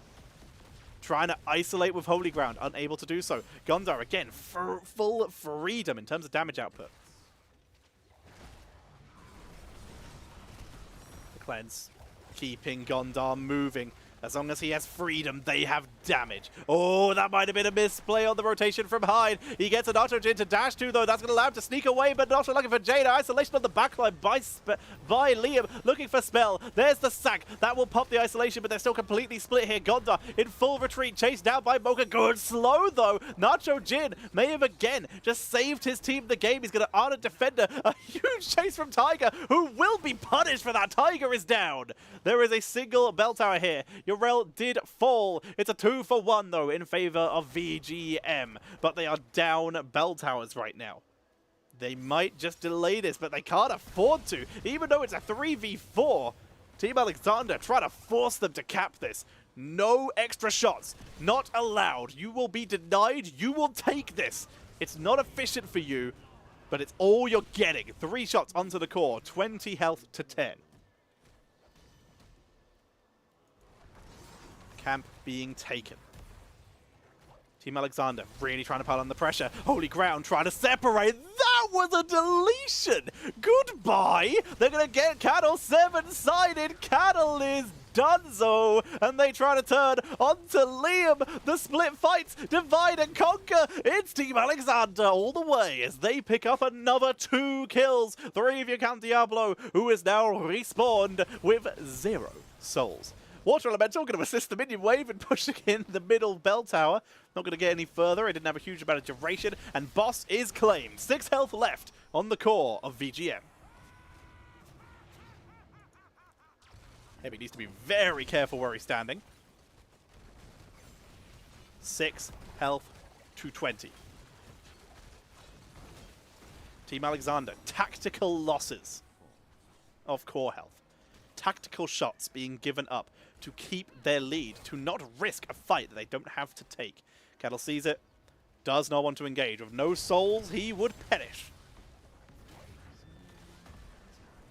Level 20 is online. They're going to try and make something happen out of it. They have the Transgression for Hyde. Even more damage onto Cattle, who has been struggling. The Seraphim, the Holy Arena, double altar up in top lane. This is not lethal unless they get both altars. Hellgate, big dive, Medallion, the cleanse coming out of Karazim, the Sanctification for the attempted turnaround, but they don't have the angle. Holy Ground cuts it off, but Gondar, he's found a wall. That's bad. Gondar is gone. They are able to pick up the kill. VGM might have kept themselves in this game as Liam is going to be chased down by Lockdown, but Lockdown is all alone. But in the meantime, guess who's trying to get sneaky plays? Nacho Jin, but he's denied the global APOC for the denial here. Hyde is just trying to use guerrilla tactics, hit and run. Ardent Defender is up and may have to be used. Wailing Arrow, it's no chance, no opportunity to use it. 3 shots, another 3 gonna be coming in, and we are down 6 shots to 14. And VGM, they are still in it. They will not go down. Waves being cleaned up. VGM piling on the pressure. They're going to clear out mid. Dahaka will finish that. They're going to grab bot. Sappers available on the left. Spawning in just under a minute on the right. That is a potential 6 extra core damage.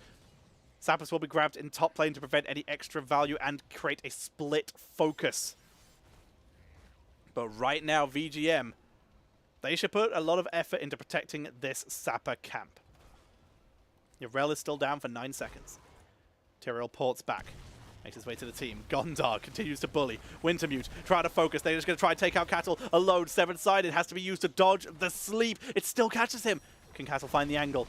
Sleep and silence with respect to the elderly, as level 20 is available for both. There's the earthquake. Sanctification. 40 attempt to turn around, but Liam is looking for it. Remember, he does have the contagion. If they group up after that Sank has expired, they might have been in danger, but they do play around it.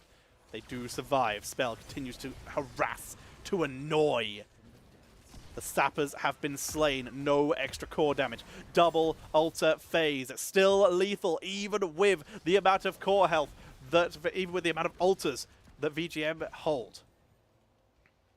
It's a full wraparound. They go for the long way around. There is a Sapper camp available for potential bot pressure. 5 shots available here, which will bring them down to 9. Team Alexander unlikely to get both, but they really want to set themselves up for a potential lethal later on. Good route coming in from Tiger JK to keep them in this. Cattle, who is already just short of full souls. Bot shots taken. Top shots denied. We're down to 9 health on the core. Route onto Liam. Holy Ground is good. Burrow to dodge the damage. Gondar in trouble. Isolation is dodged. They're not able to land it. Hellgate dodges out of the Transgression. APOC to follow up and respect the elderly. Now goes Tyrael with Yorel. Also taken out with the silence from the Wailing Arrow. It's a full retreat coming out from Alexander as it's a 2 for 0. They are denied once more as Team Alexander are forced back. VGM forced forward. They're holding bot. They wish to delay. They're going to try and get the extra caps. Boss is up in less than a minute. They're trying to get the extra shots. It's a risky play. They do give it up. They realize they can't afford to. They could have tried to grab the Merc campus. They don't have time. They can't afford to risk it. They're spread too thin by Team Alexander. They focus onto the bell tower. Black Arrow is gone. Gondar eats a lot of damage. That earthen shields coming in from Tiger is really keeping VGM, keeping on the pressure. That 10% of health, 15% of health worth of healing, worth of shielding, keeps them going. Keeps them fighting. 6 shots available. It's lethal. Now, for the first time, VGM have lethal on Team Alexander. And one of those options is the boss. Of course, the immediate reaction from Team Alexander sees the boss. They have to take the fight. They have Sank. They're able to confirm that. They have Holy Ground. They get the boss. Second option, port to bot lane, protect that bell tower, protect the sappers from making their way in. If the sappers make their way in, it is game over. But with that boss, shots onto the core, it does not matter. This altar, if bot is defended, which is a very high chance they will unless they accidentally sank the sappers in, which can happen. If they're able to hold, it's lethal. One fight to decide this game. 20 seconds. They have to kill these sappers fast.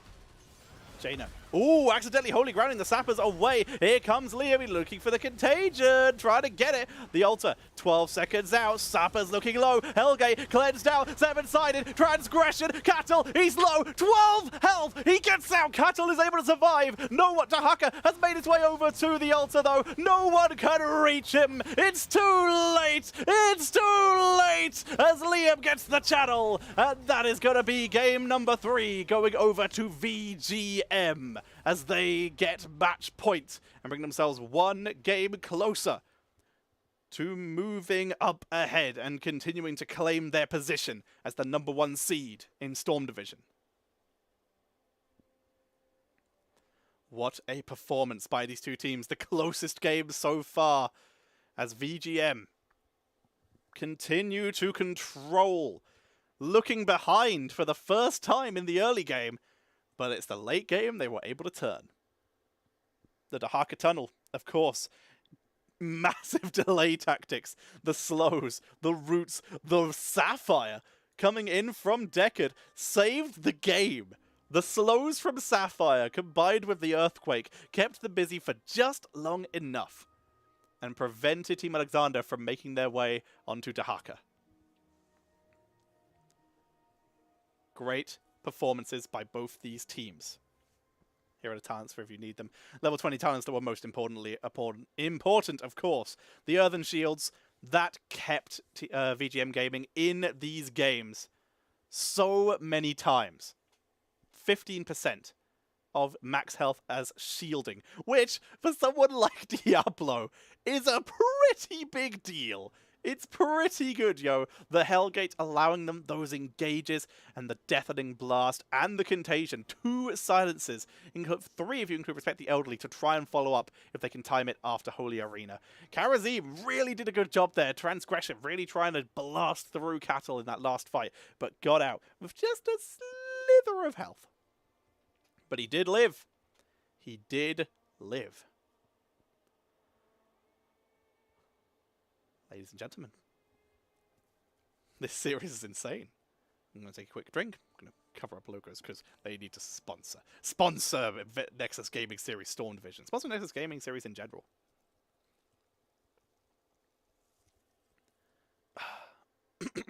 Excuse me. It's been a fun series, team. Just waiting for the lobby to materialize. It already has. It feels good. Ladies and gentlemen, as a reminder, if you are enjoying this series so far, support the players. Support the players by showing them a little bit of extra prize money. Exclamation mark Matcherino in chat. You can donate to the prize pool for the Nexus Gaming Series for Storm Division and motivate these players to put on more incredible games like this. You can keep that support coming for them. You can keep them playing and keep them motivated. And just reward them for putting on such entertainment. And if you like what NGS are doing here and want to support the people behind the scenes, check out the Patreon. Exclamation mark Patreon in chat. You can support the developers, the mods, the admins, and everyone else who works behind the scenes, the content creators who all work behind the scenes to make Nexus Gaming Series as amazing as it is. It's not just Storm Division, there's the Amateur League as well. I play in it. Division D West Clouded Minds! Let's go! First win on the board as of Wednesday. Feels good. 2-0. Nicely done. We did it. Feels good. Big shout out to the team. Everyone did amazing. Here are the maps. As I tell you about the fact that if you enjoy what I'm doing, excuse me, aka destroying my voice, then you can support me by subbing and donating. When you sub and donate in the NGS channel while Storm Division is going on, then that money goes to the caster casting at the time. So right now, I am casting Storm Division on the NGS channel. Your subs and bits go to moi, which is very generous and very kind of Nexus Gaming Series in general. Feels amazing. But if perhaps you're more of a Jinxie chap or lass, then you can wait for when Jinxie is streaming on this channel. Or if you're a murder mate, there you go, did it, then perhaps you could wait till murder. If you're a Linehouse lad, I've used lad, but it'll do, you can do that, and etc, etc. Support the casters. Sub and donate while the ones that you love are streaming, and support them. As we see, we are going to Battlefield of Eternity, map picked by Team Alexander. Thank you very much for the subscription, Broomboy, with Twitch Prime, and the 333 bits. Coming in, excuse me, 333 bits coming in from Tiger. Thank you very much. Also, as a reminder, as we head into the draft, it is currently September. Capital One are supporting streamers on Twitch by allowing you, when you get a gifted sub or sub with Twitch Prime, you are able to renew that sub for an extra month for even cheaper. I believe it's something like $3 something, which is going to allow you to support the streamer, because Capital One makes up the difference. The streamer still gets the full price, but you save $1 something. It's a really solid amount. You save money on subbing to your favorite streamers. So if you get a gift sub, or you want to gift a gift sub, then renewing that sub for an extra month costs so much less. You save money, you support the streamer, and you're able to show Capital One that they've done a good thing by supporting the streaming community. These bands look familiar. Ana going to be removed, as is Junkrat. These look very, very familiar.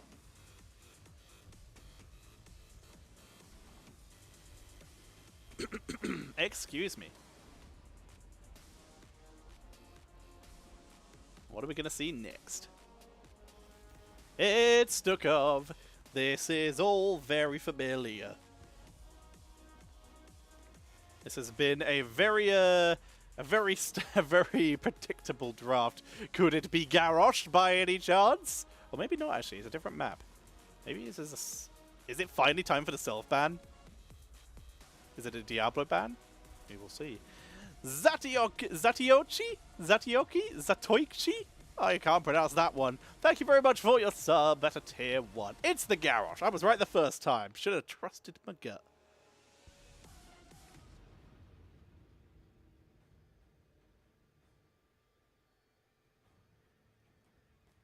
And now, VGM. They have their first pick. It's Urel! Stolen away! They're going to get that for the first time. Stolen away from Team Alexander. Feels good.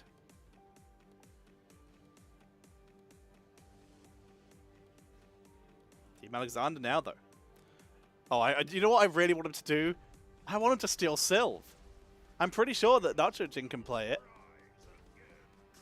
They're going to open up with Big Burst, with Greymane and Diablo as their opener. When will a noob be first pick? He needs a little bit of a buff.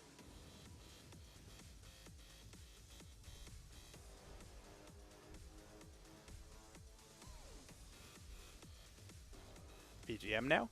They're going to probably get the Sylve because it's not broken and it keeps working. There it is. There's Mocha and ETC going to be going over to Cattle.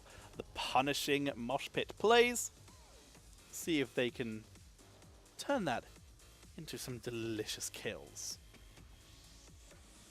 Team Alexander now.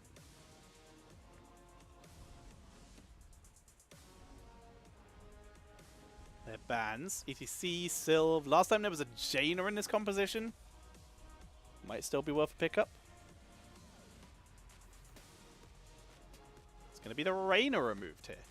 They're afraid of the double long-range bully that Diablo could receive. And you know what? That's fair. understandable. The amount of pressure that could be applied there could be pretty scary to deal with.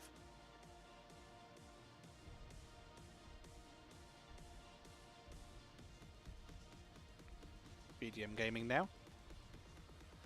Their last ban with Greymane Diablo on the board. Might be worth them banning the Jaina. They ban Chromie! Oh yeah! Chromie's in this game!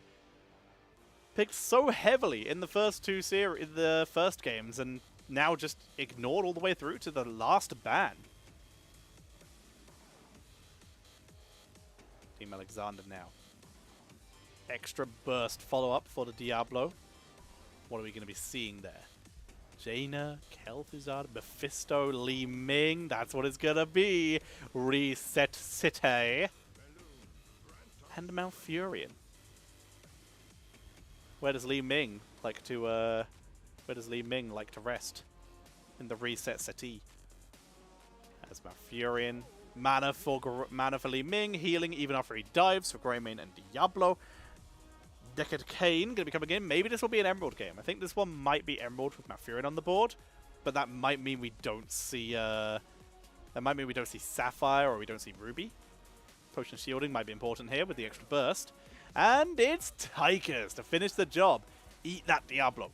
Meaning that Team Alexander now very much need an extra tanky frontliner. You may be asking, but Tetra, why do we need a second frontliner if Tychus is just going to percentage damage them? Well, because they're mostly going to percentage damage Diablo. When Diablo is low, he needs to retreat and get healed up. If he retreats, who's protecting the frontline anymore? If you have a squishy frontliner, they're just going to die. You need another tanky frontliner. Yes, they're going to eat percentage damage, but they need to be able to tank through. Team Alexander ignore me completely, though, because they are smarter than I am, and they're going to go for the Malthael. Now, this isn't so much tankiness, it is sustain, because there is a lot of heroes that will be very grouped up that he's going to be able to get good healing off of. But more importantly, it's more burst. Last Rites, their game plan, not to just try and duel in fights. They don't want to take extended fights. They want to find the target, destroy them, and leave. My knowledge was incorrect. And that's okay. Sometimes it's fine to be wrong, because you get fun stuff like this. A quick one-shot burst composition from Team Alexander to try it and just delete the members of VGM. VGM, with the sustain, they have Sylph, who's going to have several unstoppables. Tychus, who does have some armor, which will help a little. We'll see. Ladies and gentlemen, you can hear it. Let's get this going. We are heading into game number 4 of this best of 5 series. Let's get this going. On the left-hand side, hailing from South Korea, it is going to be Team Alexander with Nacho Jin on the Malthael. Spell on Diablo. Hyde going to be playing the Malfurion. Lockdown on the Li Ming. And Gondar is going to be playing the Greymane. Whereas on the right-hand side, hailing from North America, it is VGM with Liam on the Urel. Cattle playing that ETC. Very appropriate. Mocha going to be playing on the Sylvanas. Hebi on Decade and Tiger gonna be bringing out the Tychus. Tiger JK already trying to bully Lockdown. Sidesteps the missiles. Cattle is waiting for Nacho Jin to overstep. But Nacho Jin finds Cattle first. They quickly trade blows and back away. We're seeing Guitar Hero because Globe Talents are gonna just suck on this map because it's really hard to get globes in general. That's why we don't see any of them. Attack speed coming in for attack healing coming in from Spell. Feast on Fear going in for maximum stuns and quick burst sustain. Not too worried about the spell armor against this composition. And you're not really going to get much value out of the Globe Talent. Lockdown. Blinks away. Going for the Aether Walker. Sorry, Ether Walker. I always pronounce that wrong. It is Ether. I believe. Ether Walker going to be used here. Extra mobility. A little bit of extra missile damage as well. Always nice. Fear the Reaper. No quick rotations, but the ability to get into that backline fast and get out of danger fast. Always going to be welcome. Gank attempt coming out from Gondar to assist with the camp to prevent Liam from stealing it. In the meantime, counter camp being taken in the bot lane by VGM. Focus. Attempted steal. They almost got it. If it wasn't for that Gondar rotation, Liam might have been able to steal that. Liam will live, though. It's Team Alexander. Return to their defensive positions. Gondar actually going to stay up here. They're going to use a quick double push. Trying to get some value up there. Going to try and bully Nacho Jin a bit. Stun does come in. The idea here, Liam knocking up the Impalers into turret range, so the turret can assist in clearing them instead of being poked from out of range. No one is stepping up from Team Alexander, meaning VGM can't appear to find an angle to engage on them, so they've just retreated back to make sure that they don't get punished for overextending. Impalers cleaned up. Turret lives. In the meantime, Gondar has already started on that Bruiser camp. Now, you can see the health there trickling in. That likely means, because I don't think I saw Malfurion rotate away, I think he pinged the fountain. Cannot be sure, though. Bruiser camp taken from the other side as well. Strangling Vines, all about that follow-up. Nacho cleaning up.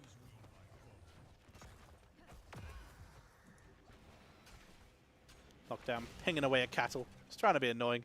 Cattle with the loudspeakers. This has become the go-to talent because it's extra radius on your face belt, which means more chance of getting encore. Getting that cooldown reduction. Both teams delaying their camp slightly earlier by VGM, but a little bit later by Team Alexander. Spell and Cattle. Ships passing in the night, but this ship has guns! As Tiger shows up, just gonna try and murder through Spell, but Spell will live with the overpower. Gondar gonna get body blocked in, but is still gonna try and tank through and survive with that little bit of 10 armor for the sustain as Hyde topping everyone up. Tops up Lockdown, who just went into a duel with Mocha. Percentage damage, by the way, again on Mocha, on that Sylvanas. We're going to be seeing the Throwing Shade, a talent that we don't see too often, but in this particular situation, being able to harass the objective from range is going to be very, very important.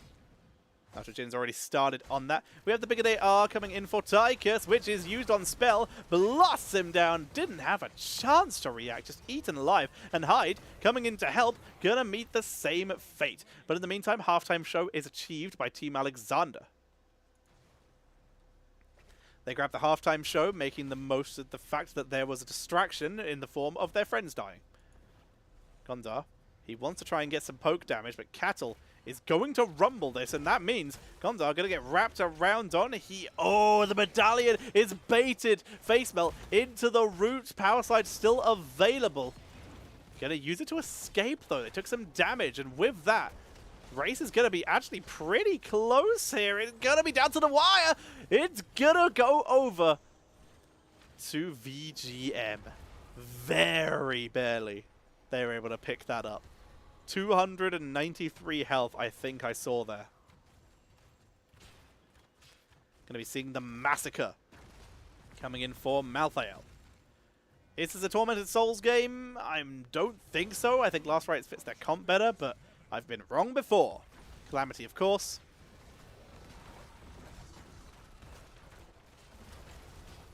Smashing their way through that front wall. Spell. Just cleaning up. Doing the best they can. Haunting Wave comes out. It is once again going to be a Festering Wounds. Getting that quick, slow combo with the Overwhelming Affliction. Immediate slows means immediate percentage damage. Triumvirate coming in for Li Ming. No healing output from the Dominance here. This is about poke and harass, which is good for the Immortal. 276, thank you. I didn't see correctly. Spell. Thinking about it, they want Tiger. Can't find it, though. Camp will just be taken by VGM, and in fact, Cattle gonna try and look to make something happen. Bigger they are, onto Spell, anti-heal. There is the Emerald. We called the Emerald, we called it right. And it just deletes Diablo. VGM picking up kills. Impaler Camp sniped away in the bot lane. Liam able to clean that out quite nicely. Power slide dodged by Lockdown up here, preventing a counter engage. Disable comes out. Black Arrow is used. They focus down the fort. Root onto that front line. They're really trying to look for the dive here. Diablo charges a minion, but the grenade from Tiger might be enough to save them. They teleport in. Calamity. They dive it. Tiger dashes away, though. Very aggressive attempt at a kill there coming in from Team Alexander. But good disengage, good discipline from VGM Gaming. Going to see the bot lane getting rotated down to for cleanup. Cattle. He's really trying to find someone. He's really hunting. But we're not going to see a fight as of yet because Team Alexander rotating down. They want their level 10s. We see the mosh pit. No surprise there. Ardent Defender, Stay a While and Listen, Wailing Arrow, and Commandeer Odin. Common misconception, by the way. I've heard a couple people do this. It is Commandeer, as in he's stealing it, like in the campaign, not Commander Odin. Although Commander Odin does sound fun, but only if it gets an actual Thor voice. Big focus onto Tiger. Gets away! Tiger with the sustain there. Lightning Breath comes out, unable to follow up. It is a Tormented Souls. I have been wrong before, and I am wrong again. Twilight Dream. Follow-up burst, making up for the Malthael loss there. And go for the throat. They're going for resets. Weaken with Malthael. Finish with Greymane. Li Ming gets resets for fun. Who has gone for the Wave of Force, because got to interrupt that mosh pit.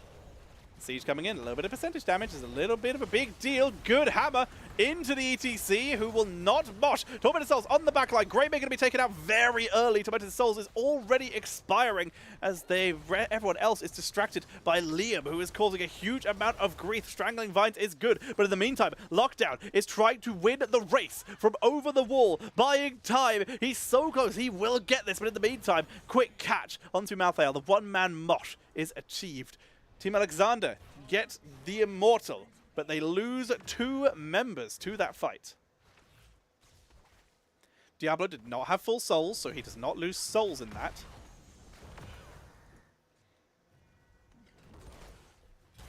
Minion's going to be cleaned up.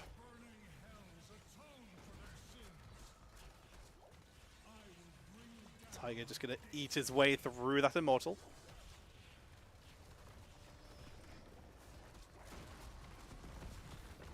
Burn through as best they can. Charge. Cattle survives. Gondar. Grenade lands. He's not in the best position here. Root comes out from heavy to see if they can make a play there. No encore yet, so Cattle still stuck on the 69 seconds worth of cooldown. And down goes the fort.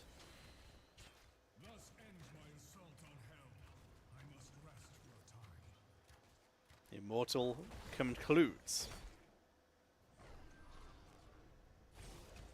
Everyone is just playing a slow macro game. This is the least amount of kills we've really seen in one of these games so far. 5 kills to 0, though. Again, VGM controlling the game. Just a little slower pace this time. Taking their time with it. Grabbing kills when they can. But no rush as of yet. Camp going to be cleaned out. Nice positioning there. Very nicely done.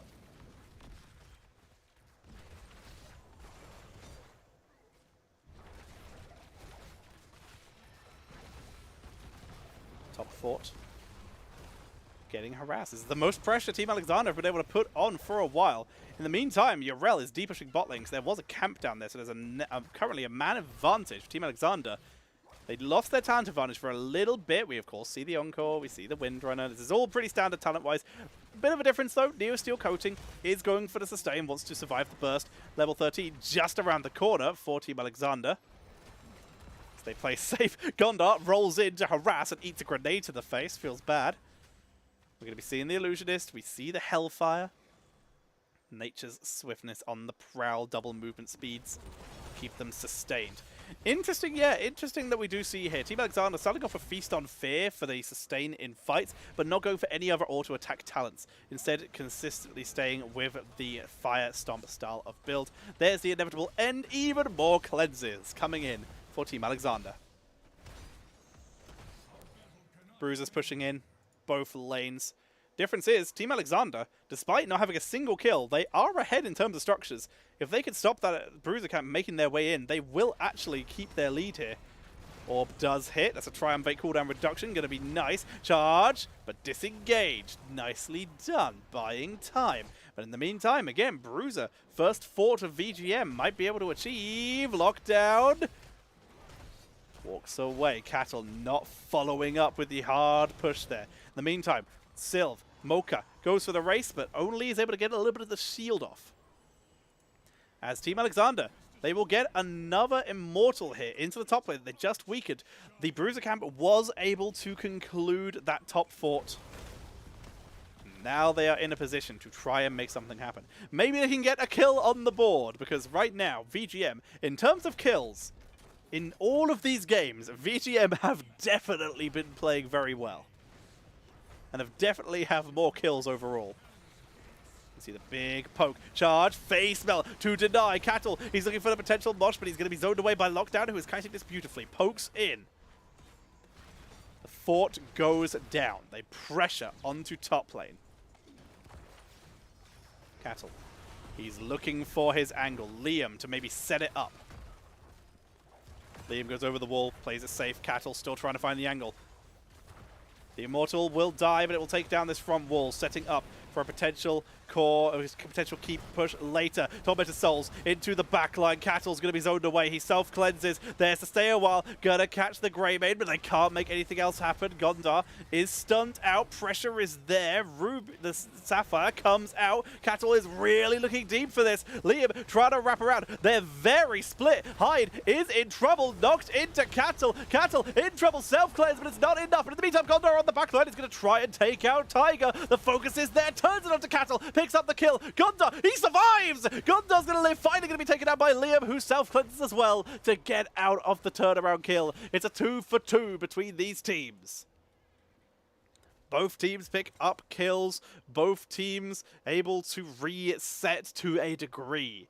Difference is VGM, they have to stay in base. They cannot venture out. The reasoning because the comp of Team Alexander is still based on resets. They still have Li Ming, and they still have Malthael, and they still have a tank to engage. Whereas VGM, they do have similar. They have a healer to keep everyone alive. They have Sylvanas. They have Yrel for bruisering and maybe engages, but they can't afford to risk it. Sylvan Deckard were too low, not worth stepping out. Much better just to clean out top lane and set it up. You can see Liam, by the way, letting the Impalers push in for just a little bit until his team is here with him, just to try and deny soak to Team Alexander. Impaler camp in the bottom lane. More power to them.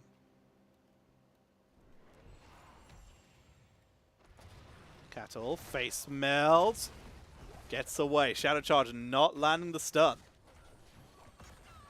Liam finds Gondar. Gondar is Gondar. That's going to be the focus onto Spell as well. Moshpit and the sleep, but he's tanking through because it's Dibbles, baby. He's holding the line for the moment. Here comes the backline dive with Tormented Souls and Lightning Breath eating them alive, and that makes it a 1-for-1. Tiger barely survives, and that is the power. Hyde looking for the kill with the Moonfire, unable to get it.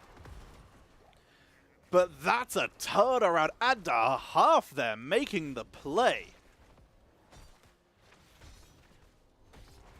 Losing Greymane early, but seeing a grouped up set of enemies, they dive in deep with the throwing shade into the Tormented Souls with Massacre to set everyone up, and Mortality for that 8% bonus for big burst damage. And they very nearly pick up a kill. Fireflies, by the way, for Li Ming, making the most of Aether Walker cooldown reduction for spamming out missiles at constant rate for best race. Greymane is back, dodges Liam. Needs to be careful on his positioning. He's going to take a longer way round. Liam really trying to delay. Dive on the backline. They'll give it heavy, but the staff able to shut it down. Big silence. Wailing Arrow. That's Nacho Jin sniped away. Very nicely set up there by Mocha as Liam dives deep. Gondar is having flashbacks. Spell in a little bit of trouble, but is going to zone away. The Immortal is low, but it is alive. You can see Lockdown. He really wants this. He lands a couple shots, but he will live. Face melt was landed there, so an encore is applied. Lockdown is dancing around this, but he's really playing with fire. That's a kill, though. Great engage with the Straggling Vines. Twilight Dream for to set up. Gondar is going deep. Deebles is having a nap. They're going to be able to get the Immortal here at the cost of Gondar, though. 2 kills for 1. Nice route by Hyde, preventing that from becoming 3 kills. Immortal going to be pushing into the bot lane. Numbers advantage in favor of VGM thanks to this, but Malthael is back. He's not going to be joining the team, though. Instead, he chooses to go top lane. Apply... Oh, hang on. Does he change his mind? Maybe they are going to go for the 4v4. 13 seconds, 12 seconds until ETC is up. 19 until Greymane. Commandeer Odin, used early. Just using that extra range to clear safely. They will do so. Liam, disengage, knock back, stun is landed. From the Immortal onto Cattle. Cattle trying to look for lockdown here. Moshpit is available. I think it was thinking about the one-man Mosh. Keep will survive. Malthael has already disengaged and pushed up top lane a little bit. The Keep does live. And once again, kill lead. Slight experience lead for VGM. And yet, they've got a 4. And that's it. They can't seem to win the structure game. Despite winning almost every fight, they're still slowly bleeding out. But level 20 is approaching. Level 20, where they will be able to play a little bit more aggressive with Seraphim. They can go for Respect the Elderly, the big silencer, shut down that Li Ming and that Malthael Nitrogen, stop him teleporting around, being a pain. Sylve with either Deafening Blast for extra burst, or the Bolt of the Storm for safety. Liam going to be dived. Liam says absolutely not. Here comes Cattle looking for a potential Mosh. Decides against it. Gonna mount up, in fact. Here comes Liam. They found Gondar. Gondar is always the target. Medallion is used. Here comes the Mosh. They get it this time. It's shut down, though, with the Twilight Dream. Nitrogen able to teleport away from the backline, and Cattle is killed. They dive deep. They're looking for Tiger. Big jump from Liam. Knock onto Locke, who's able to teleport away. Stay a while. Is denied. Heavy. Serious trouble. There's the Shadow Charge, and that is another kill. And finally, a fight won by Team Alexander. They crush their way through the keep. They look for Liam. Liam is finding his way down into the abyss, but not really because he got caught on a ledge. As the core is going to be focused down. Mocha is trying to do the damage, trying to make the plays. Lockdown lives from the core damage. Odin is going to be used. Tiger trying to tank the shots. He's all alone. He's got big red button, and he's going to try and hold. Lockdown is down. He gets one. Tormented Souls, though, and that's going to be it. Tiger will get dropped, and with Gondar alive, that's enough core damage. And game number 4 goes over to Team Alexander. We have a game number 5, ladies and gentlemen.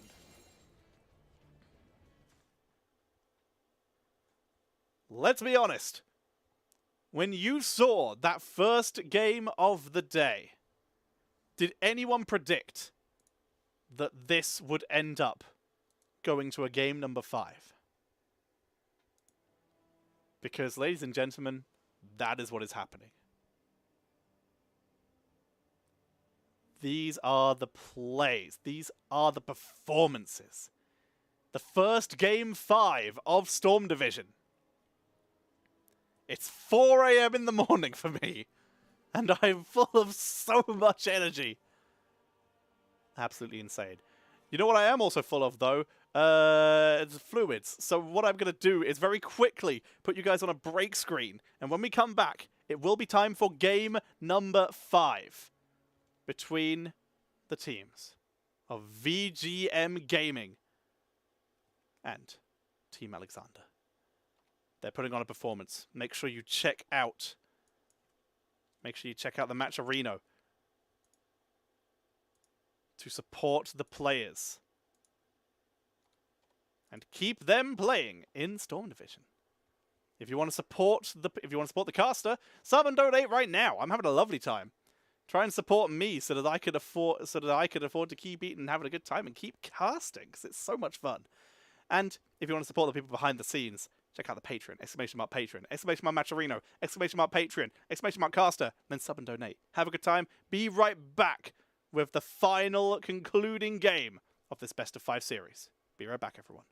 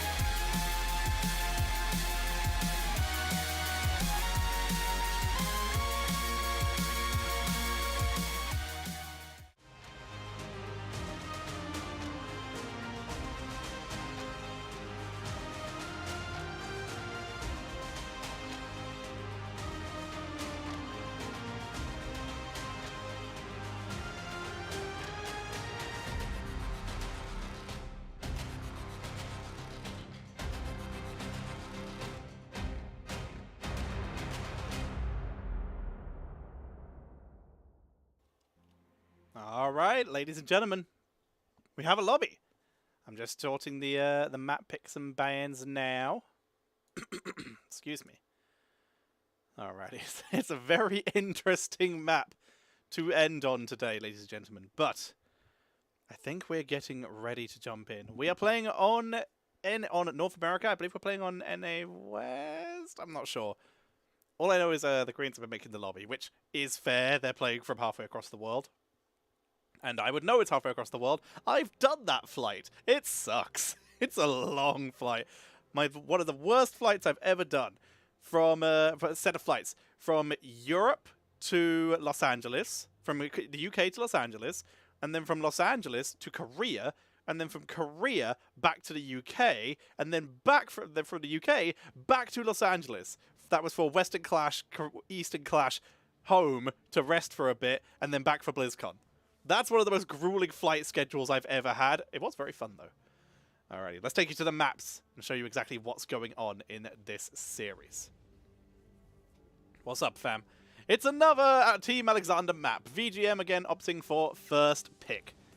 The only maps that were left to select from were Brax's Holdout and Hanamura. And it looks like we are not going to be seeing a Hanamura game today. We are ending the final game of this best of 5 series between Seed 1 and Seed 2 in the Nexus Gaming Series Storm Division. The final game will be on Brax's Holdout, chosen by Team Alexander. Lots of hype to see. We are waiting for the final player to make their way into the lobby. It was many, many miles. Lots and lots of miles were traveled that day. Oh, that chair is creaky. Donate and sub so I can buy a new chair, because this one is literally falling apart. Like, I can't lean too heavily on this arm, because if I do, the entire back of the chair just goes thunk and just shifts to, like, that angle. So, I definitely need a new chair. It is becoming a bit of a problem. I need a new PC as well. Mine's slowly dying. It's struggling to keep up with the demands of streaming, as it were. Although, it's getting better. It is getting better. I'm managing little bits here and there. I'm doing little bits here and there to try and keep it going. Trying to, like, streamline the stream a bit more. But, yeah, ladies and gentlemen. We looking good! We're waiting for one more player. Who are we waiting for? We have Knockdown Spell, Nitrogen, Gundar. We are waiting for... Why am I blanking? Hyde. Waiting for Hyde. Alrighty. Well then, is there a mod in the chat? If there's a mod, can you make yourself known for me, please? A mod or anyone with channel permissions. If you could make yourself known, that would be appreciated. Very appreciated indeed. I know there's a delay as well. I'll say out loud what I'm wanting, because there's going to be a 30-second delay. While we're waiting for the players, could someone set up a poll to see who people think are going to win? Just put the maximum timer on it, so we're like 3 minutes. That way we might get into the draft a little bit as well. And just put up a poll of, let's see who chat thinks is going to win. Because I am curious. Where's my greetings? Hey, Goliath. Yes, if you can say, I don't know if you have the perms to set up a poll. That would be appreciated. Sorry, I realized the way I was very vague with that probably made you a little paranoid for you. While we're doing that, I hope everyone's enjoying the stream so far. If you are, maybe check me out. I don't stream too often, but when I do, I try to stream stuff that is exciting and interesting. I stream every Monday, though, my Dungeons & Dragons group, with such names as Jixie Cat, another amazing NGS caster, Crowan, a fantastic ex-HGC player. We have It's Febe, was gonna be HGC player if HGC hadn't been cancelled, insane player, and my fellow HGC China caster, Kendrick Swish. Bloody good set. Bloody good set of people there. I'm the Dungeon Master, so you can check that out. I also stream other things. I do stream games from time to time. I have 2 world records in terms of Heroes of the Storm now. I have the most games cast at one time. That was on my Twitch channel. And I had the ability to beat the Heroes of the Storm AI using only voice commands. I wasn't allowed to touch my mouse or keyboard at all. And I beat the Heroes of the Storm AI with that. And I have one more world record coming up in October when Jixie Cat gets here, where I am going to beat the Heroes of the Storm AI blindfolded. That is the next record. And also, I had a trial for the Death of HGC on my channel recently. You can find all the VODs on there. I'm Tetra on Twitch and YouTube. Find all that stuff there. There we go. I've got the charisma score for this, with standard die dump. Almost certainly dexterity. Alrighty. Arr! Caster. Arr! Caster is ready. Because I think we are going to get ready to go. Exclamation mark Matcherino in the chat to support the players. Exclamation mark Patreon to support the admins. Donations and sub to support the me. It's a draft. Let's go. Let's get this underway. Braxis Outpost. It's gonna be our map. Let's get this going.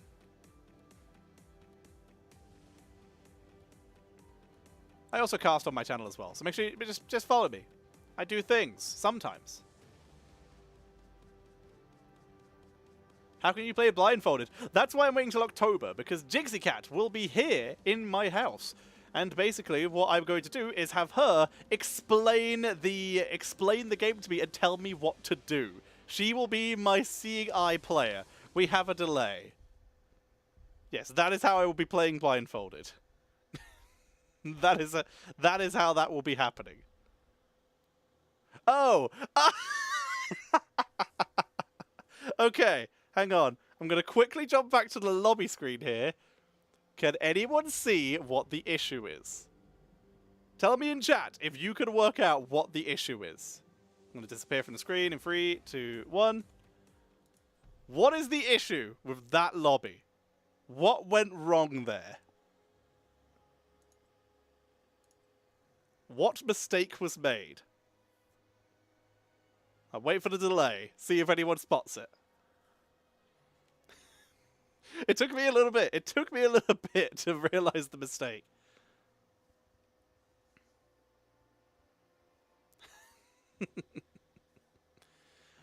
Oh dear. This night has been spectacular. I've had such a good time. Hey Ram, there it is. Big Muff McGuff spots it. Brax's Holdout is the standard map. Brax's Outpost is the ARAM map. So they selected the wrong map. Brilliant. Absolutely superb. A very, very easy mistake to make. Let's be honest. Very easy mistake to make. Caster R. Yeah, a very easy mistake to make. I am okay with it. But still very, very funny. Very, very funny indeed. Oh man, this night's been so good, guys. Thank you for sharing this with me. This has been an absolute blast. We have readies. On the correct map, on Brax's Holdout, ladies and gentlemen, we are heading into the draft. This time we got it. This time we are in the right place. And you are in the right place because you are here with me tonight, watching game number 5, the final game of the night between Team Alexander and VGM Gaming. The 2 teams to qualify first for Storm Division. Seed 1 and Seed 2. Team Alexander have already taken 2 more maps than they ever have against VGM Gaming, so already an improvement. Gonna see the Zarya banned away. That is cool. So for starters, we're finally seeing different bans. Zarya is being banned out here because there are some very good Zarya compositions on this map for bot lane domination. So removing that Zarya gives you a little bit more control, gives you a little bit more safety that you're not going to get that unusual draft setup that can become a real big problem as the game goes on. Also the fact that Zarya gets very easy energy off the Zerg. Chromie going to be banned away as well. Still scary. But a couple heroes that have been banned out all day have been let through, including Junkrat. However, Junkrat has mostly been banned out on maps where rotations are important. This map is very important for rotations, but double soak is less possible, so maybe they're just not as concerned about the Junkrat this time. It's the Garrosh. Going to be banned away. And first pick for VGM Gaming. Are they going to first pick Yrel again, or do they have higher priorities?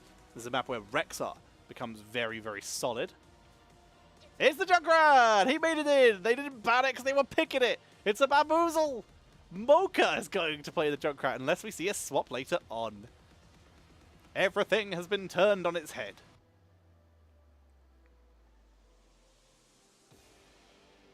Team Alexander. Where are they taking us?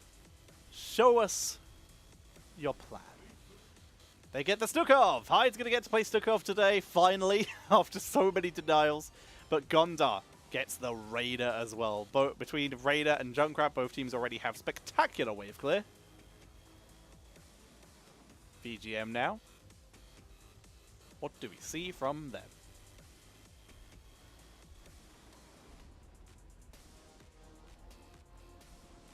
Ooh. The tension, it's killing me. Anduin! With Ana removed, Stukov on the board, they don't want Deckard this time. They want the Anduin. Very cool to see, and Greymane on the board. This is going to allow Junkrat to maybe move in, get some total mayhem off, get pulled out. It's going to allow Greymane to dive and get safety. Maybe there's some kind of light bomb dive play. Can you use light bomb on Rocket Ride? I don't actually know. Seems like a maybe meme play, but I very much doubt that's what we're seeing. Riptide is just a bit good. Diablo is taken out, meaning ETC becomes the main tank here. With Team Alexander being first pick, do VGM ban the ETC to prevent themselves playing against it and limit that tank pool even further? Force themselves onto Muradins or a Nubarax? They're gonna ban the ETC? There's still quite a few tank options. We do know this. We know Team Alexander will play the Anubarak, will play the Muradin, we'll know they'll play the Tyrael. VGM, though, we haven't really seen them flex off of these heroes so far. Very interesting to see. Deathwing, hey? I think that's in the 4-man. I don't think that's solo lane yet. Even though it's hovered by Lockdown, I think we're Lockdown, of course, would be in the 4-man, so Nacho Jin, I think, might be doing something unless they're going to go for a lane swap. And Mei finally makes her way onto the battlefield. For the first time this series, not prioritized at all out of these teams. Avalanche is allowed, remember. It has been allowed back in. Hopefully someone communicated that to Team Alexander. If not, Icewall's still really good. Muradin being taken by VGM, and they get Malthael. Because of course, there's a Deathwing.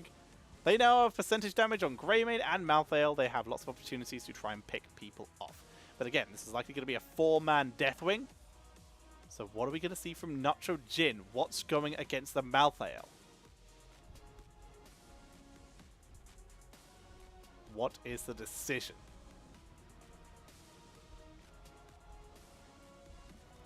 It's Chen, baby! It's panda time! Can you say panda time? Of course you can. You got a mouth. Let's go. My mind just went, well, now you've just offended people without mouths. Sorry if you don't have a mouth. I really am. Alrighty, ladies and gentlemen. I'm delirious. It's 4:30 AM in the morning. Let's get this rolling. These are our drafts. Team Alexander in game number 5 bust out Mei, Deathwing, Chen to finish out the series. And, well, VGM. A little bit more standard, very burst heavy. Muradin, Malthael, Junkrat, Greymane. Good burst focus there. Feels good. Brew indeed. Alright, ladies and gentlemen. The loading times are not making us wait because we are heading right in to game number 5. On the left-hand side, in the blue trunks, from South Korea, Team Alexander, with Hyde on the Stukov, Gondar on Reyna, Lockdown on Chen, Nacho Jin on the Deathwing, and Spell going to be playing the Mei. And on the right-hand side, it is going to be VGM from North America, Heavy on the Anduin, Tiger JK on the Greymane, Mocha on the Junkrat. Muradin is being played by Cattle and in the bot lane, all alone, about to go up against the army. No, the army peels off. It's going to be Liam on the Malthael. Trap set up in top lane. It looks like Nacho Jin might be in the form, might actually be solo. We will see. Oh, lockdown. Oh, lockdown. He's got the Ox active, but there's only so much he can do. Down he goes. Yeah, Deathwing is fighting. Oh no, Deathwing is fighting Malthael. That's not going to be fun. First blood goes over to VGM. Level 1 talents, we see this heat transfer not landing on the root this time. Cryostasis is used. There's the lurking arm. That will buy Spell enough time to pull back. Deathwing already forced to the sky to get plates back. He's heading to the top. They swapped it. Chen, who got killed off, so they're sending Chen now down to deal with Liam, and they're bringing Deathwing top lane to help with the camp. Storm Stout's secret recipe, sustain for the Chen, Dragon Soul, standard stuff, reactor Ballista Pause, a lot of bursting coming, and their wave clear, Exterminator coming in.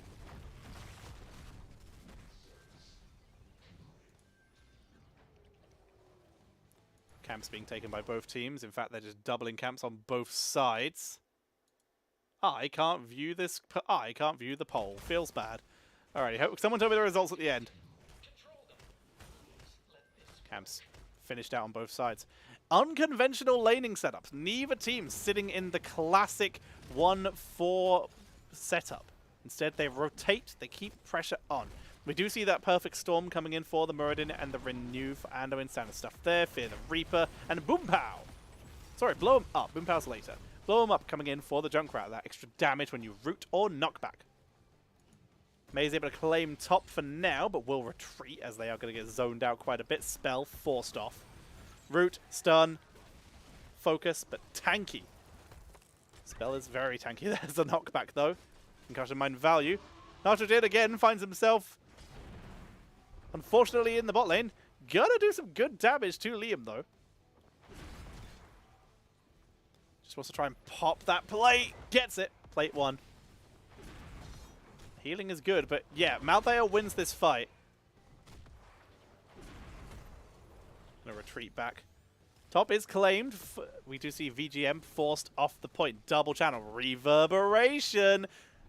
Deathwing takes to the sky. Immediately Liam's going to try and recap. Lockdown going to take over. They're just going for another lane swap. They're just going to continuously keep swapping these two. Keep the pressure on. Keep confusing. You never know who's where. Withering Flames. They bring Chen. They bring the Deathwing back up the top. Chen down to the bot. They hold the double channel. This is really nice and sneaky play. The quick, very effective rotations for Team Alexander, keeping VGM on their toes as the Zerg make their way into bot lane, and immediately we see a lane swap. We see Chen making his way back up the top lane to deal with the Malthael and the Zerg. Nacho Jin, unfortunately, in slow dragon leg mode, gonna make his way down to help. Good knockback, slow, unstoppable. The medallion has to be used. Spell sent over the wall there by the Concussion Mind, has to stasis, but it's not gonna be enough. Spell goes down. Well executed. This is one of the many reasons Junkrat is banned every game. But this time, Mocha able to get it. There's enough Zerg here, though, that we might see this fort go down, especially with the pressure being applied by Gondar. They're out of melee minions, though. The fort will live. That's a big deal. Moral Compass for Anduin. And die alone. Even more FU Deathwing build. Now we see the Boom Pow. That cooldown reduction for Junkrat going to be huge. Gondar focused down in the stun. Mei trying to hold the line. Knockback into the silence. Lurking arm and Spell comes in for the big wraparound. Returning from base. Able to pick it up. There's the Cataclysm. They're going real deep for Cattle here. Going to try and get it. There is the medallion. But it cannot save the Caterpillar. They're going to be able to finish off this fort. First fort of the game going over to Team Alexander. Lockdown prevents this camp from being taken. He's just shadowing Liam, preventing him from rotating and doing anything fancy. We see the skating away. Physical armor and movement speed is a really good talent. Good for support. Deathwing. Cooldown reduction, if I had to guess. On level 7. Nope, go for healing. That makes sense. Going for the Skyfall. Taking a lot of damage from Malthael. That definitely makes more sense in hindsight. Skullcracker for Muradin. Trying to get some extra pressure on. Held that camp. A little bit of damage to the fort. Keeping the pressure on there. And they're doing okay for now. Keeping themselves in this. VGM are just holding out. Yes, they've lost a fort.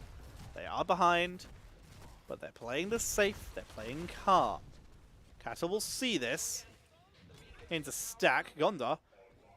Very careful here. Because again, Mocha continuously setting this up to be incredibly annoying for Team Alexander. Once level 10 is here, we will see VGM play a little bit more aggressive because we will see them be able to kill off Deathwing a little easier.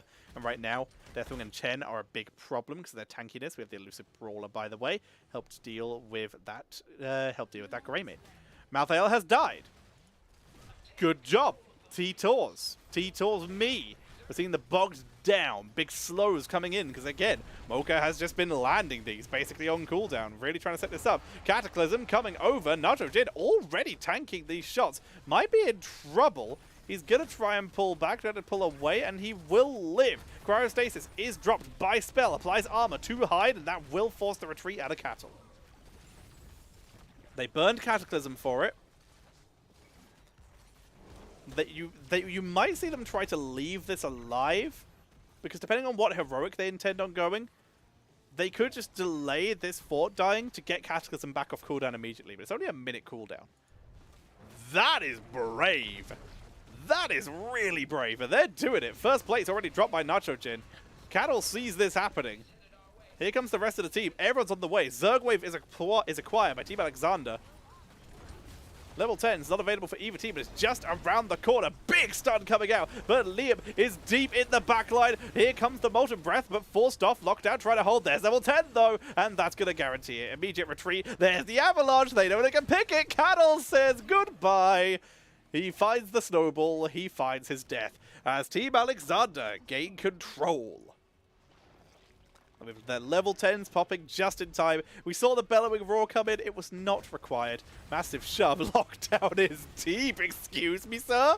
He's going to just tank it. He doesn't care. Excuse me? What is that? He's going to almost get the kill there. Maybe he regrets his decision. He's going to have to storm Earth Fire to stay alive. And instead, they're just going to try and go on to Tiger JK. They are so deep here. You guys, I don't know if you noticed, but this is the enemy base. You can't do that. That's not allowed. They're going to take down the keep. They have the boss. Is this game? They have the boss and the Zerg. They're pushing in. They have everyone alive. They have Cataclysm. They're pushing in. Gondar takes some damage. The core is taking damage. It's a Haymaker, by the way. That's going to send Lockdown away. Light Bomb onto May, who's in trouble. The Hide takes that, taken out by the Last Rise, but the boss is healthy. Cataclysm makes its way across the core for extra damage. They're putting everything onto this boss down to half health. Core down to half health, 30%, with no one contesting Nitrogen on that Deathwing. That's going to be Team Alexander crushing their way through with the Zerg boss army. And they take down the core and take the series in a 3-2.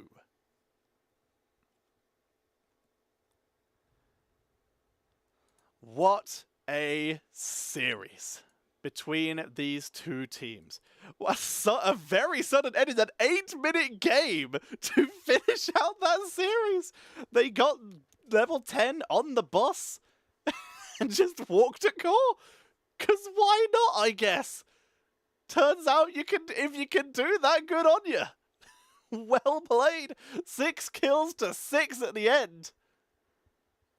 And Team Alexander with the Chen Mei Deathwing stuck of Raider comp take down the core. Let's have a look at the final stats here. Raider topping damage chart. Junkrat Such a good job. If that game had gone longer, it would have taken only a couple great concussion mines, which we've been seeing so many out of Mocha, to maybe turn that game in their favor. But Team Alexander putting on just a beautiful performance, knowing when to end the game, taking the most of their level advantage, and they just finished the game. They just did it. Very, very impressive. Going to be coming in there. What a performance. Just unreal. So impressive out of these two teams. And with that, Team Alexander, they will become, while I show you guys the talents, they will enter the Winners Club right now. And VGM, unexpected, they are going to be in the Losers Club for the moment. Of course, this is only week 1. This is the level of play we see in week 1 of the Nexus Gaming Series Storm Division. And if you aren't coming back next week after that, then I've got some bad news for you. I think you might hate fun. That's what you need to do, Chris. Insult the audience. That's what we need. That's what we all need. The haymaker at the end, really just to try and save the game. I really respect the pickup there. To try and save the game, to try and zone him off the core, to try and buy time, and it did take Chen out of action. The Riptire attempted as well. They dropped everything to try and keep themselves in that game, but the boss was just too healthy. And with that, that is it, ladies and gentlemen. After what is an insane series, an incredible performance from both these two teams, we have reached the end of our games tonight. Our wonderful mods will find someone to raid you guys over. I think the plan was for Weenus, but I think his series might be done, because I can currently see him in one of the rooms in the NGS room in NGS. So hopefully our mods will raid us over to someone and you guys can keep the party going and having a good time. But before I let you go, once again, allow me to be a shill. If you enjoyed tonight's games, be sure to support the players. ! Matcherino in chat to show the players you appreciate them and to contribute to that prize pool. If you donate to the prize pool, it will just go up. It's just full donations. That's going until this division ends in September. Wait, we're in September. In December, the other E month. Wow, that was a rip one. If you have enjoyed the work that has been put into this to make this a reality, ! Patreon in chat to support the Nexus Gaming Series Patreon. That money goes to the maintaining of the website, the mods, and the actual work that goes into all the back end and the setting up and the incredible performance of this division. It's incredible. This is the full Nexus Gaming Series you will be supporting there. And if you liked me, you can find me on Tetcher, on Twitter, and YouTube, and Twitch. That is where I live. You will find me on there. Trying to make more written content to transfer into something. Check out my trial for the murder of HGC that I released recently, and keep an eye on this channel, where hopefully I'm going to be making some more content for them. Nothing in certain yet, nothing in chains, but hopefully I'm going to be making something fun on this channel, so you guys can see me here more often. So follow this channel too. Check me out on my stuff, where I'm doing more creative content as well. And of course, sub and donate. When casters are casting Storm Division on this channel, when you sub and donate, the money goes to the caster who is casting at the time. So if you enjoyed my performance today, subbing and donating now with bits, that money goes to me and you're supporting me directly, and I am very grateful for how incredibly generous people have been today. And if anyone else wants to throw that little bit of generosity, I would so appreciate it. You are all amazing, and thank you all very much. But of course, if you're a Jinxie fan, if you're a Murder fan, if you're an Aero fan, then make sure you support them when they are casting Storm Division. When they are casting, drop bits for them, because whoever is casting at the time is the person who gets the benefit. So make sure you show that love, and make sure you keep the love going to whoever our mods raid us over to. Because, ladies and gentlemen, that is it for me tonight. Have a wonderful evening if you're on my time zone. Have a great morning. Thank you all very much. I have to drive 2 hours later. Have a lovely night. Thank you, Smurf, on a rocket. Great name. And I will see you all next time for more Storm Division, or come message me on Twitter about what your favourite animal fact is. Do that. That sounds fun. Thank you all for watching, and see you all next time. Have a good night. Bye.